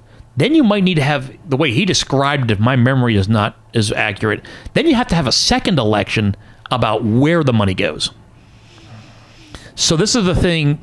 This is a long-term, if you're getting a convention center, you better start now, because you may not be able to do anything with that money. In 2020, you can have your two elections without spending extra money to figure it out. But you better get on your horse, because you got to have it ready by about February of 2020. Yeah. But it's going to be really interesting to watch play out. One thing you brought up, the economic agreement that you saw does not earmark money for Russellville. The worst case scenario, no, they don't have to give Russellville anything. Now, if you notice, there are some Russellville entities getting money. I did notice that. I was curious. I think Crow Mountain Fire Department was 800 large. I think that's going to be, don't be surprised if that's the finest. They just built a really nice new firehouse downtown in Russellville. I think Crow Mountain, because it's going to be right there. Yeah. They're going to have a really nice new fire department. But there's, I like how they're making sure that's outside of the city. Oh, yeah. But because that was a big speculation, is like, well, you need to build a new fire department in the city. Oh, yeah. And it just seems, and everybody's kind of said this in this whole situation, is that it looks like the county played Russellville out of the equation. I don't think played... Or Russellville played themselves out of the equation due to how I think the second one may be more accurate. Now, I think I'm a little sympathetic to the mayor. I'm not at all. Well... Only because I've had other dealings with him, and he has no idea what he's doing. Mine was that I really, really wish Mayor Horton would have won, just because, this is like a generational changing decision. Which casino are we bringing in? You're doing all that on top of a guy who just got the job, who's an engineer by training. And he's trying to figure out how to be a mayor on top of, oh, by the way, here comes all, Horrible for whoever it is. Horrible for Cross, too. Oh, yeah. Cross, I think, has got another, 10 months. He's got 6 or 7 months extra experience. And yes, the voters of Arkansas did Cross no favors when they said it's one person. Cross could have ignored the entire quorum court. He could have just, woke up, wrote a letter, done. But I think the way they approached it, was probably best. But I think the mayor's trying to figure the job out, just how to be a mayor. And oh, by the way, you've got to make... Man, I don't want people up against that in local office. Like, you don't know how to do the job, don't run, bro. You know what I'm saying? And it's like, but, you know, you have no background really in leadership. You have no background in politics. Yeah. You probably cannot explain to me the civics, the basics of how this government is to function locally. Yeah. So why should you even run for that job other than this group of people wants you to? That's the thing. I think it's interesting. Harris was a city councilman. So he did have some experience, but you know, he was, I don't know if he decided not to run again or what the... I thought, okay, so I didn't know he was on the city council. Yeah. So that changed a little bit. But I thought because there's Sean Harris and then there's another Harris on the city council, right? I don't know. I think she may be off. For the mayor's race, there was, I called them, you know, male Harris and female Harris. There was 2 Harrises on the ballot. And male got through to the second round because it was confused. I know what the debate was. You know, Drew was having to make sure to get the right Harris called upon. But no, I know the current mayor was on the city council. Do you remember maybe 3 or 4 years ago, they were trying to figure out where and how to better regulate food trucks? There's a lot of them around. They got some great food, but there was nothing in like the health and safety codes for food trucks. You open a restaurant, it's covered, but you open like El Noa food truck, great burritos, you know, they were set up next to like an abandoned warehouse, and stuff like that. He was, our current mayor was one of the people trying to push that forward. But it's all of a sudden, it's different being a councilman versus a mayor. You know, that's the trouble. You're a council. You represent, you don't represent Ward 1 anymore. Yeah, you represent everybody. But it's the trouble is I don't know how much it's one of those. There's great communications that I would love that I don't know if they exist, but I would really love to have. Like one of the biggest ones I would love is from the Racing Commission to Judge Cross. Because they made it at the... You mean you're saying you want to have all those emails, you want to be able to read any correspondence that took place between those two people? That should be open public record. We should be able to go to that right now. Yeah. Right? Yeah. But like, because the Racing Commission at their July meeting, in open discussion, you can go look at the video, they said, Judge Cross, this local ordinance is unconstitutional. Make a decision like it doesn't exist. And it's one of those things. The state wants the casino revenue.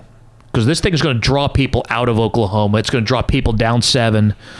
And it's like they want the revenue stream from these 4 casinos once they open. That's why they got shovels in the ground at 3 places already. I would love to see them where they say, you need to do this, because I think this is, again, the communication thing. If I were Judge Cross, I would just come out and say, look, right after the Gaming Commission said that, and I would say, we just had this communication. You can go watch the video. We cannot just say no. We need to make a decision. Because a lot of this discussion was, we want local control. Judge Cross kept local control and chose, in what his opinion and the quorum court's decision was, the best of the choices. That's why I think some people are saying, whether there's any truth there or not, that he kind of played. But dude... he's probably going to get reelected now because of how he played it, I would estimate, right? I don't see enough people hating him because he really played him. I think he played the cards right in that. Given the hand he was dealt, yeah. Yeah, I mean, because here I am, pro casino, and you were painted to me as the one person who's not, you know. Yeah. But then also... the only thing that looks fishy is like, I honestly take all those JPs out and all their conflicts of interest and everything. I would have been much happier with it if he would have had the one say. But I think that was a political maneuver so he could get reelected. Nah, I think... Because he could have had the final say the whole time. And it looks it's in question because one JP... was for it, and if you're JP is just the piece, anybody doesn't know is listening, I keep saying that, but now then it's like out of nowhere in 1 week it went from all opposed 1-4 to, well, these 7 people Well, see, that's what I would love to hear, the conversations between the state and who basically sort of cleared that election was the sort of the wrench in all of this, having another vote. Because I think that's the one thing I do remember Judge Cross was really clear about. He said having the second vote, $35,000. Oh yeah, I know. And it's like, don't spend that. Oh no. And that's what they said. It's like, he'd originally said, well, if we vote on it again, it's going to be March 2020. We can lump it in with the presidential primary. We don't spend any more money. But if you want a special election, and they basically, they didn't need it.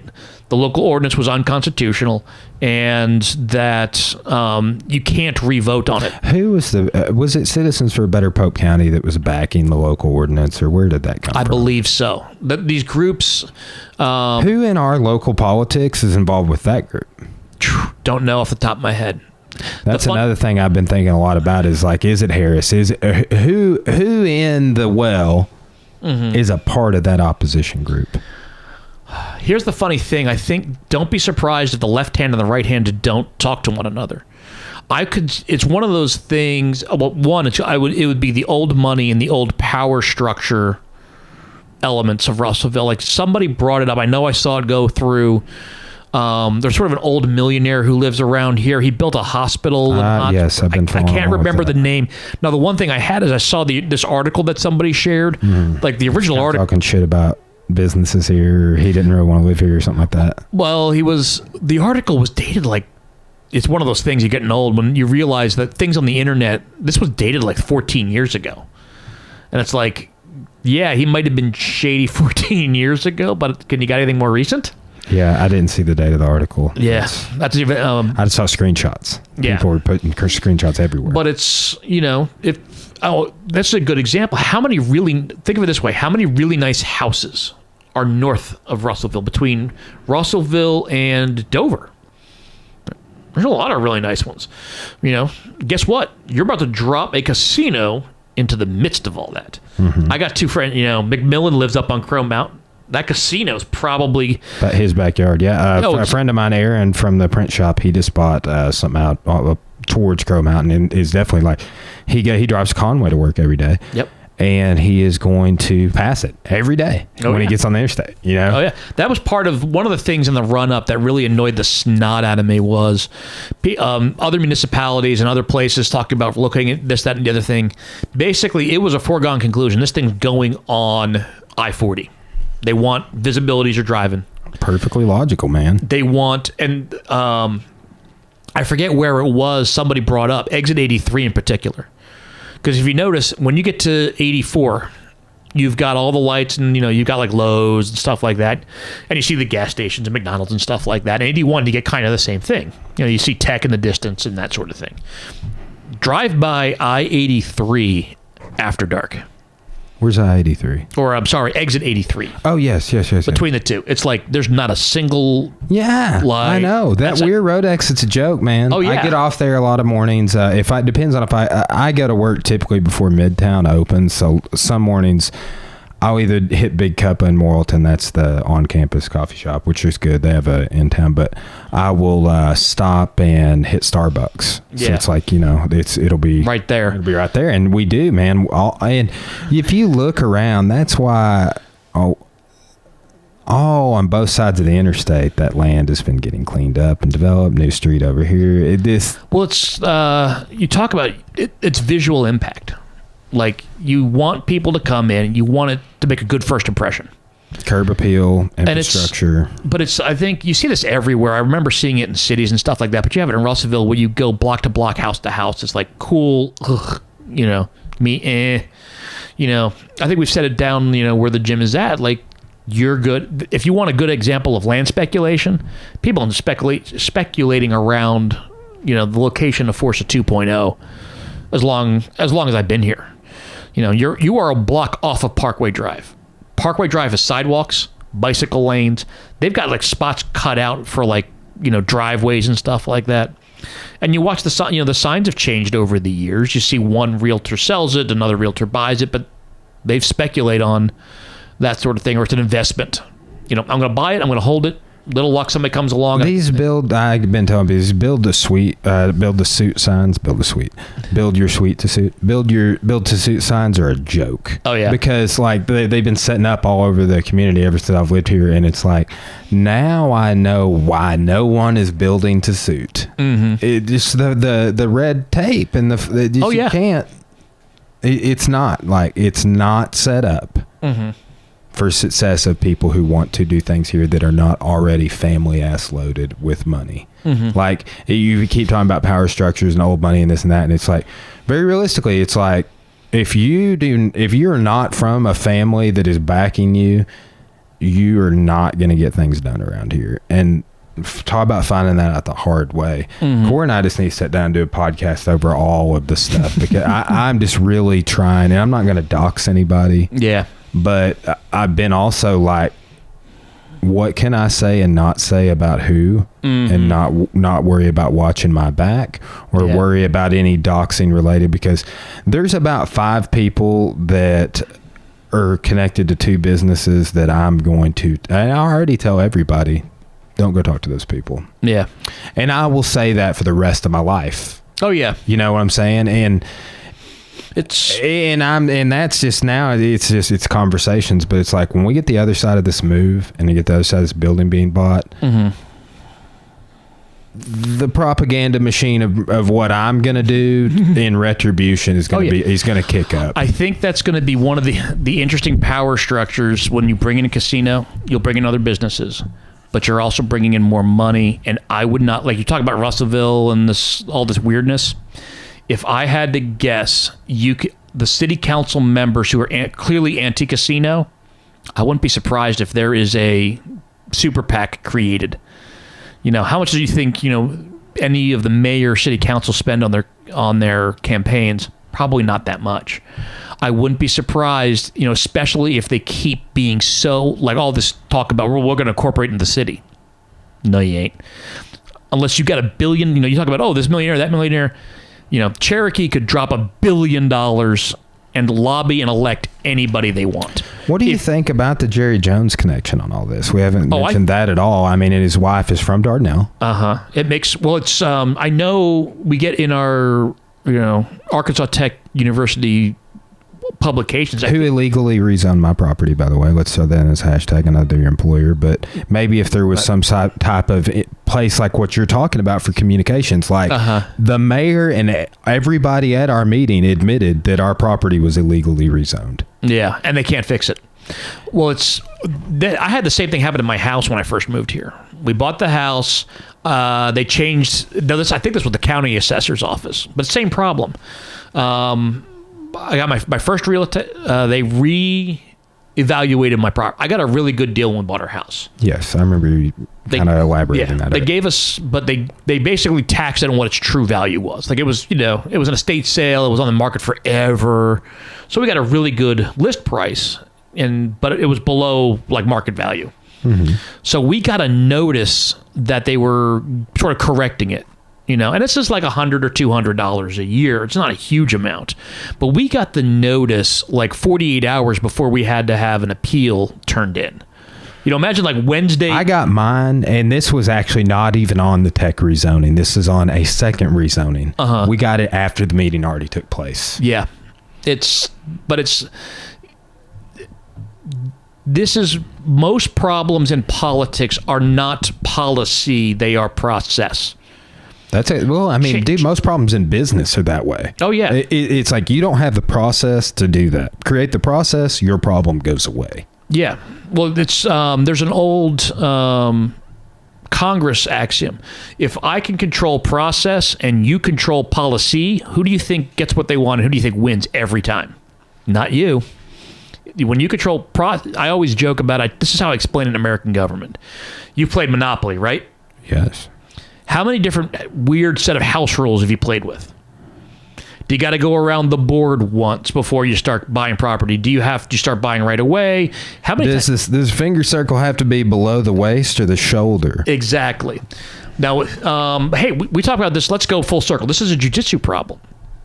When you start talking about what are the rule sets, what are... Do you want to do self-defense or IBJJF rules? Do you do leg locks? Do you wear white geese? Do you have to wear a guest belt? Okay, I think there was just... I saw combat jiu-jitsu's coming up again. Do you want to have open hands? You know, can you pimp slap your opponent when they try to put you in half guard and just stall? But here's the thing. Process shapes behavior. Whatever the rule set is, you're going to read it. You're going to shape your strategy accordingly. You know, if you're a big leg locker and they say no leg locks, well, okay, I've got a whole other arsenal I got to go to. You know, but that's the process. You know, a big one. How long's the match? 2, 5, 10, 20 minutes. No limit. Your strategy, you know, how you play the game will change because you want to get the outcome.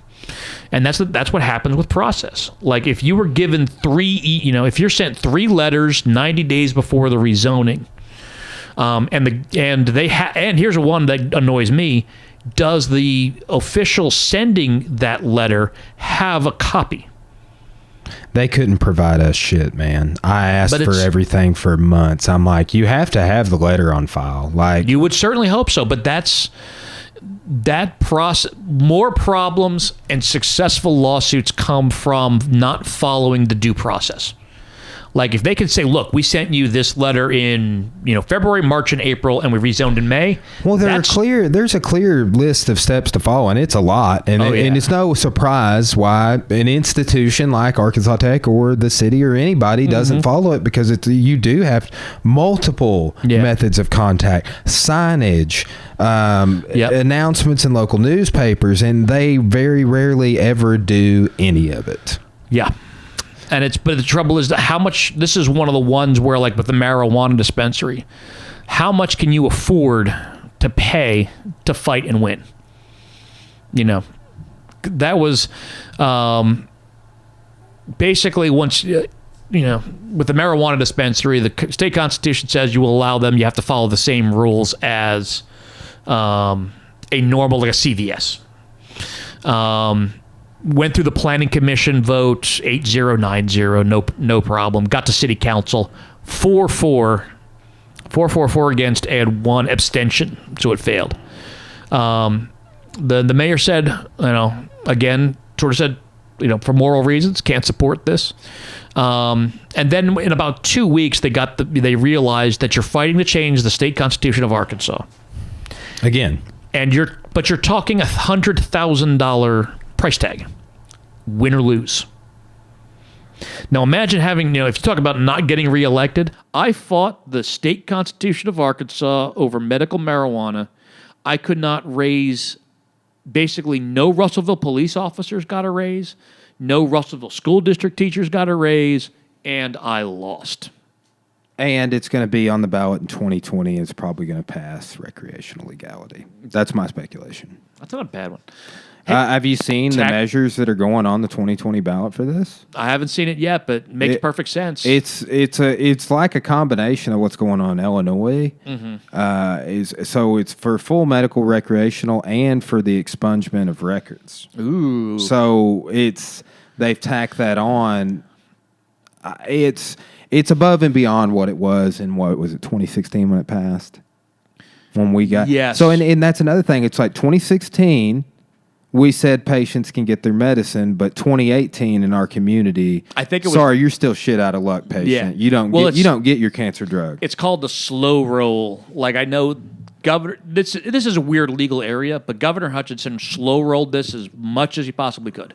Like I think they only started opening in Northwest Arkansas this calendar year. Yeah. Well, and two, most of the dispensaries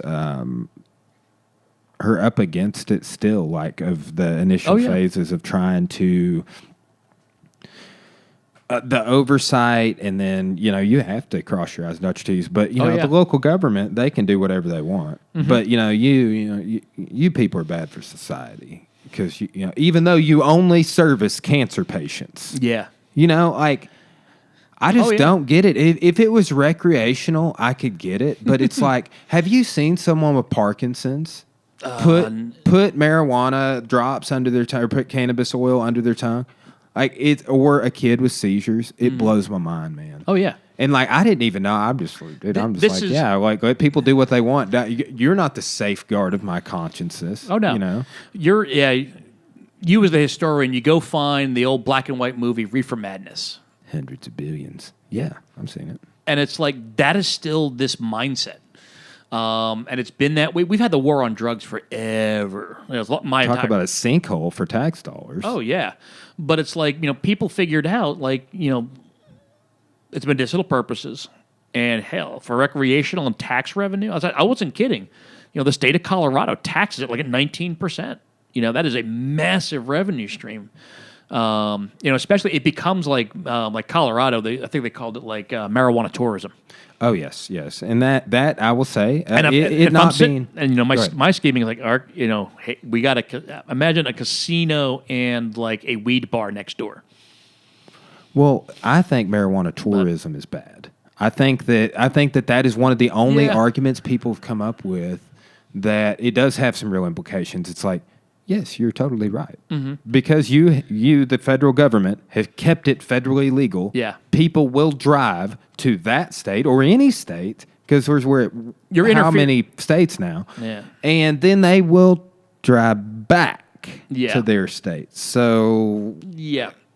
I could go buy a pound in Colorado, come back and...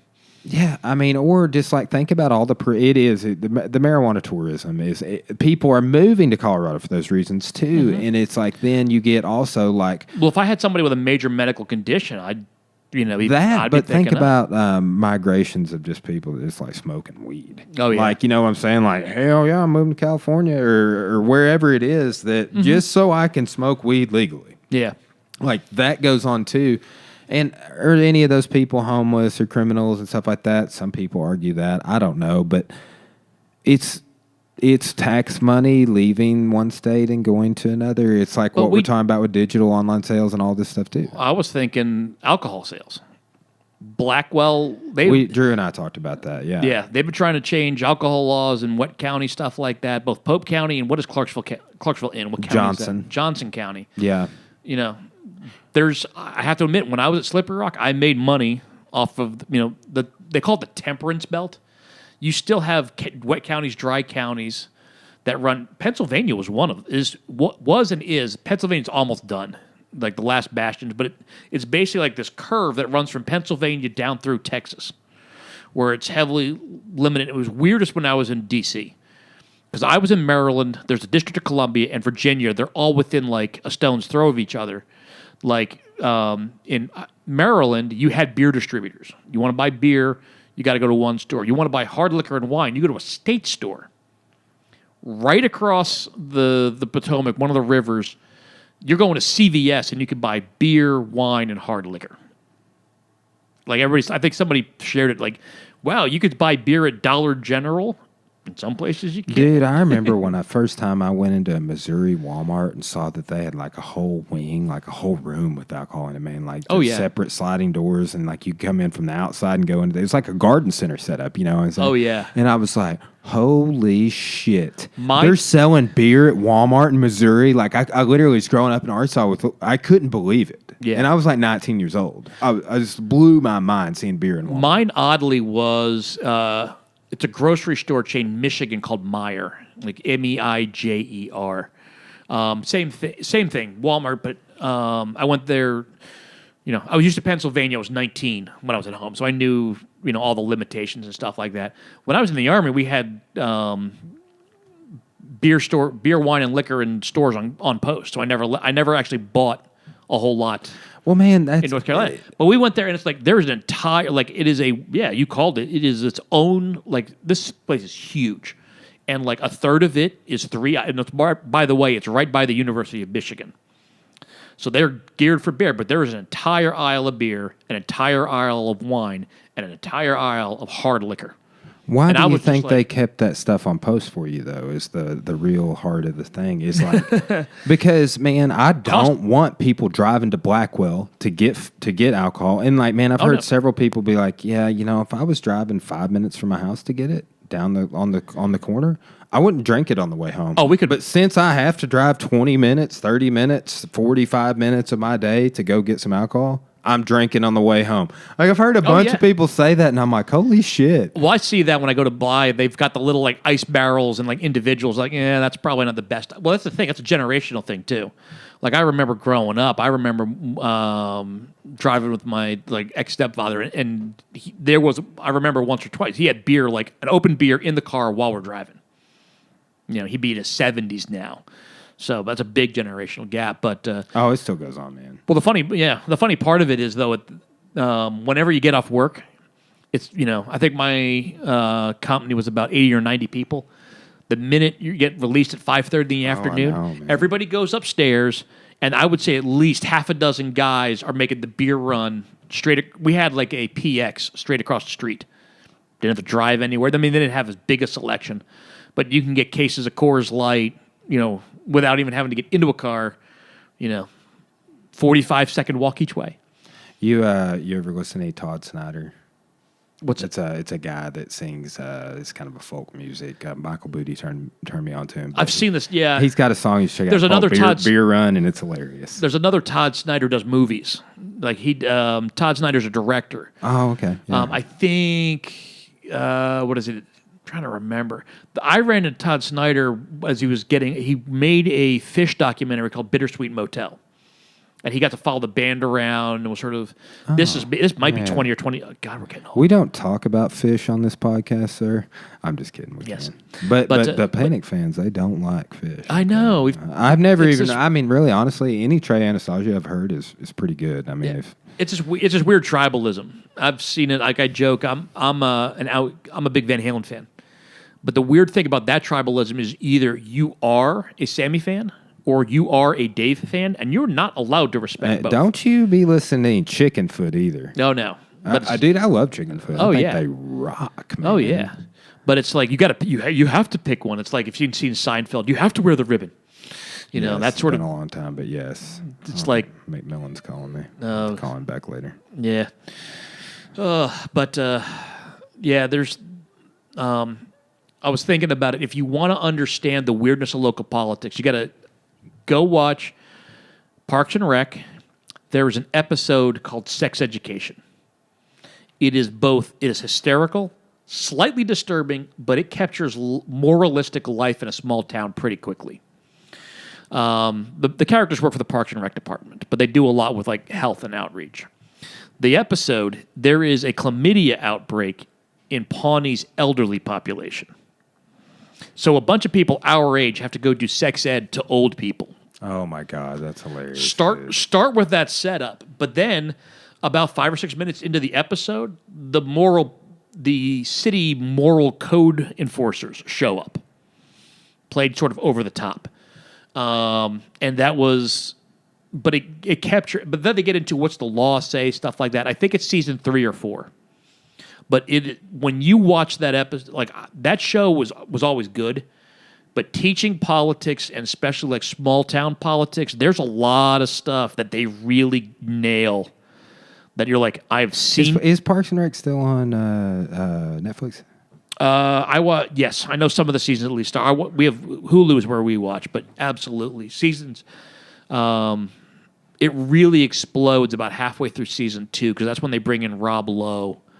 As the new city manager, and they basically just something really clicked, But I mean, there's great episodes in season 2 in particular. Season 1's was only 6 episodes, but that episode alone captures a lot of this. And the trouble is, it's like, fiction's great because it doesn't necessarily attack people, but the longer you do this, you realize that what they show in that episode is only like 1% fiction, and you could drop that into how many, small towns, there's always somebody talking about some form of moral decay in every community. Like, we're going to open a casino and we're getting strip clubs. Somebody's, it's like... Dude, I mean... Oh, God. What is mind-blowing to me... And let's kind of like start wrapping it up on this because I think I'm going to have to help Corey put the groceries away in a moment. But like, what would you say Republicans stand for? Well, I think you have to split. There's Republicans. Well, it is conservatives. Conservatives. Less government involvement in people's lives? Ideally, yes. Oh, because it's kind of around here, it's those people Yeah. that are effing everything up and being more involved in my life. Yeah, I know this is something I need to sort of dig into. Any political ideology that I've run into has logical inconsistencies. And I think you do see, that's one example, less government, we believe in lower taxes, less government involvement, stuff like that. Except, and then they list off a couple of things. Like on a national level, it's like smaller government, lower taxes, but we have we spend a lot more under Republicans and Democrats for national defense. The Democrats and liberals have the exact same thing. I just haven't sat down and really sort of thought, I believe in government, I believe in, higher taxes, except, there's always logical inconsistencies. Yeah. Especially if you look at these things over time, things change. Well, it does. Like Southern Democrats, for example, like in the time of LBJ. I'm fascinated by that stuff, though. And it's like maybe we're in a time, like a lot of people make the argument that, like, if you look back at Bill Clinton, you're like, man, that dude was conservative as all get out. Oh, yeah. But that's only in comparison to today's liberal. Oh, yeah. Or today's Democrat or whatever you want to say. But that gave him appeal on a nationwide to be able to get the nomination. People like worry, I'm getting in my brain around, I've got 18 or 19 Democrats trying to become president. I'm not going to learn half of them just because, but you get this whole political spectrum. You've got everything from, as liberal as far out left as you, like Bernie Sanders is going, man, that's a liberal. Everywhere to like the middle of the political spectrum, but there's so many people because there's so many differences of opinion. But as the historian, the one thing we're getting ready for is we're about due for a political party ideological shakeup. The last big one, it was kind of the trail end of Southern realignment when all the Southerners realized you didn't have to be Democrats. You could become independents. Then, Reagan came along and said, the Christian conservatives moved into the Republican Party. We're still seeing that. Well, it's pretty close to there. But in U.S. history, political party systems are consistent for about 30 or 40 years.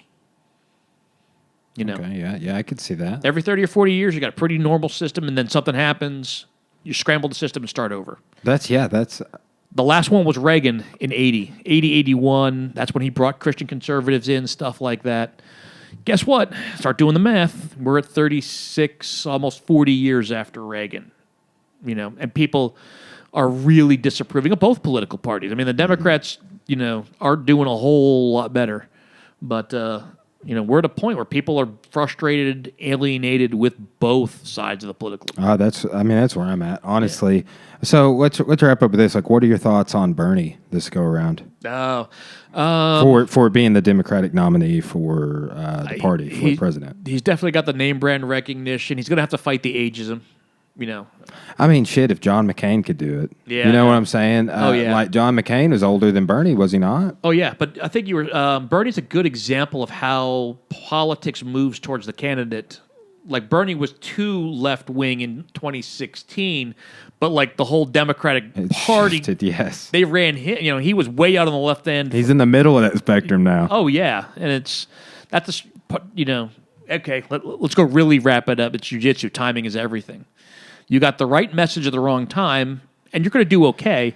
You got the right message at the right time. That's a great metaphor, dude. So I tell people that all the time. Like, you do the right technique at the wrong time, it ain't going to work.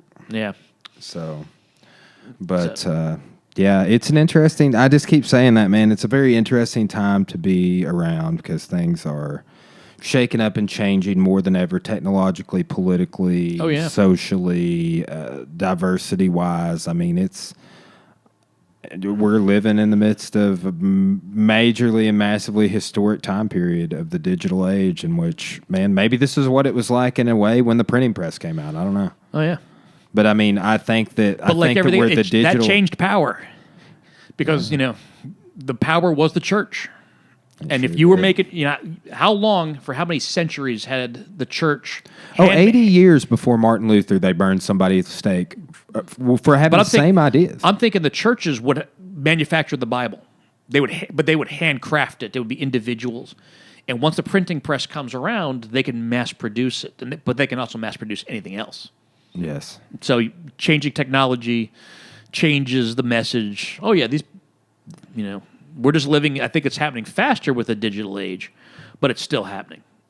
That's, The digital age is a fascinating time. I think that I tell my students this all the time, like particularly when I teach Civ 2, but it's like there's the printing press and the internet, and you need to think about them as similar in scope. Oh, yeah. And we don't talk about post-internet. I mean, I do a segment on 45 to present in that Civ 2 class. When I start getting into US 2, I will get to go more down that rabbit hole, I think. But I don't know if I'll teach. I'll probably wait until next fall to teach US 2, honestly. I've developed Arkansas, US 1, and Civ 1 and 2 so far.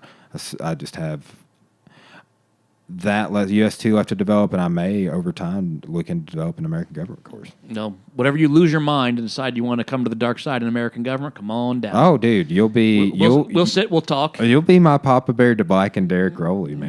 You got to buy the beer. That's the only requirement. Deal. And I would say don't do it. Don't start it until January of 2021. Man, I'm wanting to start it. I want to get that US developed. Yeah. And it'll be the last course I develop. I think that in the next few years, we won't have anybody to teach it as well. Like, we just stopped offering geography, because we didn't have anybody to teach it. And I'm just like, well, we just don't need geography for students here at the community college. That's not a course I'm going to be. Part of it I know from us is geography and history is one of the biggest things they're being able to get college credit for in high school. Yes. Well, see, that's American government, not nearly as much. We have tons of students. I was telling somebody this at the coffee house earlier that get their associate's degree by the time they graduate. But I don't know if I've gotten anybody that far, but I've had somebody walk onto campus like they've never taken a class at Arkansas Tech, and they are a sophomore in credit hours. Yeah. But I mean, they've nailed all 4 of the history classes. They've nailed the geography, both English comp classes. Sometimes they're math. A lot of our students we get like that end up going to UCA. Mm-hmm. So yeah.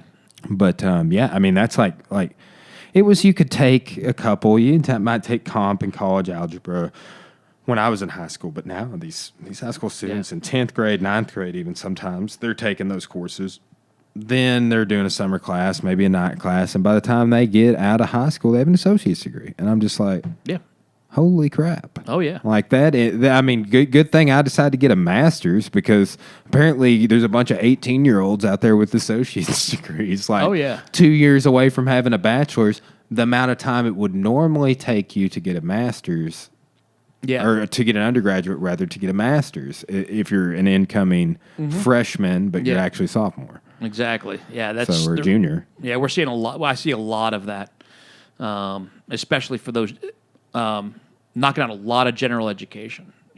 They're showing up. Well, we're big, man, gen eds, and I'm like, that's the department I teach in, obviously, but they're huge. Oh yeah. So that's what everybody's. Gen ed pays the bills. It supports your upper level class habits. It does, man. I hope over time we are able to implement and add some more upper level stuff. So we have a New South class and stuff, but they're not in the business of offering anything but intros, really. Oh yeah, but you could do a lot of fun stuff at 2000 level too. Doing an American political film class or U.S. history and film. Like I know. Oh, that'd be awesome. I love Jeff Pearson, but going to a movie that has any kind of historical context is always risky. Like I know, what's the one with Leonardo DiCaprio? He finally won the Oscar for the Remnant, the Revenant, something like that. Yeah. He was, I think he liked the movie, but as far as historical accuracy, he's one of those historical accuracy because he's a U.S. Western historian. Oh yeah, I had him in class, History of the American West. Yeah, it's like he's like, well, this not quite, I've been harassing that dude to come on the podcast. He's too busy hanging out with his new wife. Yeah, I know. To come on, but you have to give him a hard time if you see him. We always do. I've been trying to get him to come on. Man, I'd love to sit down with him. It was funny. Like I started liking Pearson a lot more after after I was in grad school and I no longer had him in class and stuff, and after he had been a professor for a couple of years too. Oh, yeah. Because I mean that was his first job, if I'm not mistaken. I think, did he come straight out of PhD school for the most part? And No, I think he has a lot of professors. What's hard is you wind up doing a lot of like 1-year replacements. You know, somebody leaves, somebody retires. All of a sudden, they'll hire a 1-year. And give you and then while you're there, they're searching for a permanent replacement. Search, So I think he bounced around like that a bit, like many people do. I think I was fortunate I didn't as much, but I know like Rogers did, whatever. But I've gone to movies. It's like I don't think it's usually too bad, but that's the one I remember distinctly. Him like, God. Rolling his eyes and looking. Shoot, I need to sit him down here. We just need to do some entertainment Unraveled podcast. Like, hey, Pearson, I really just brought you here today to watch The Searchers with John Wayne. Yeah. Go. Yeah, but like with the Unforgiven. Yeah. That's one I always liked because part of it is they demystify the Western.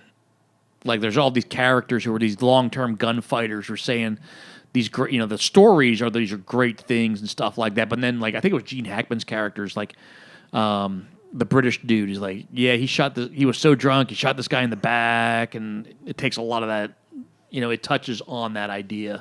Yeah, I know. Yeah, the romanticism. And I haven't seen Unforgiven forever. I have to rewatch that. That was a bad movie the first time I saw it. Here's the thing. For like an hour and 50 minutes, it's like it destroys the romanticism. Yeah. But the last scene is like the ultimate Wild West romanticism. Yeah, totally. Yeah. Totally. Yeah. All right, let's wrap it up before you get in trouble. Right on. Nah, I think we're good. I just need to let the dogs out before she gets home, and I think the groceries are on their way. She's at her sister's house, been texting me. But, dude, thanks for coming on. I'll get this uploaded real soon. As always, this is like your third time on the podcast, so I have to have you back on. We could have you and Pearson on at the same time. You need to tell that dude when you see him at work this week that we talked about him. All right. Because I've hit him up twice about coming on, and I like anytime I hit somebody up and they like it's more than me talking to him a couple of times, I'm just like, they know about it. They see you come on, they let me know.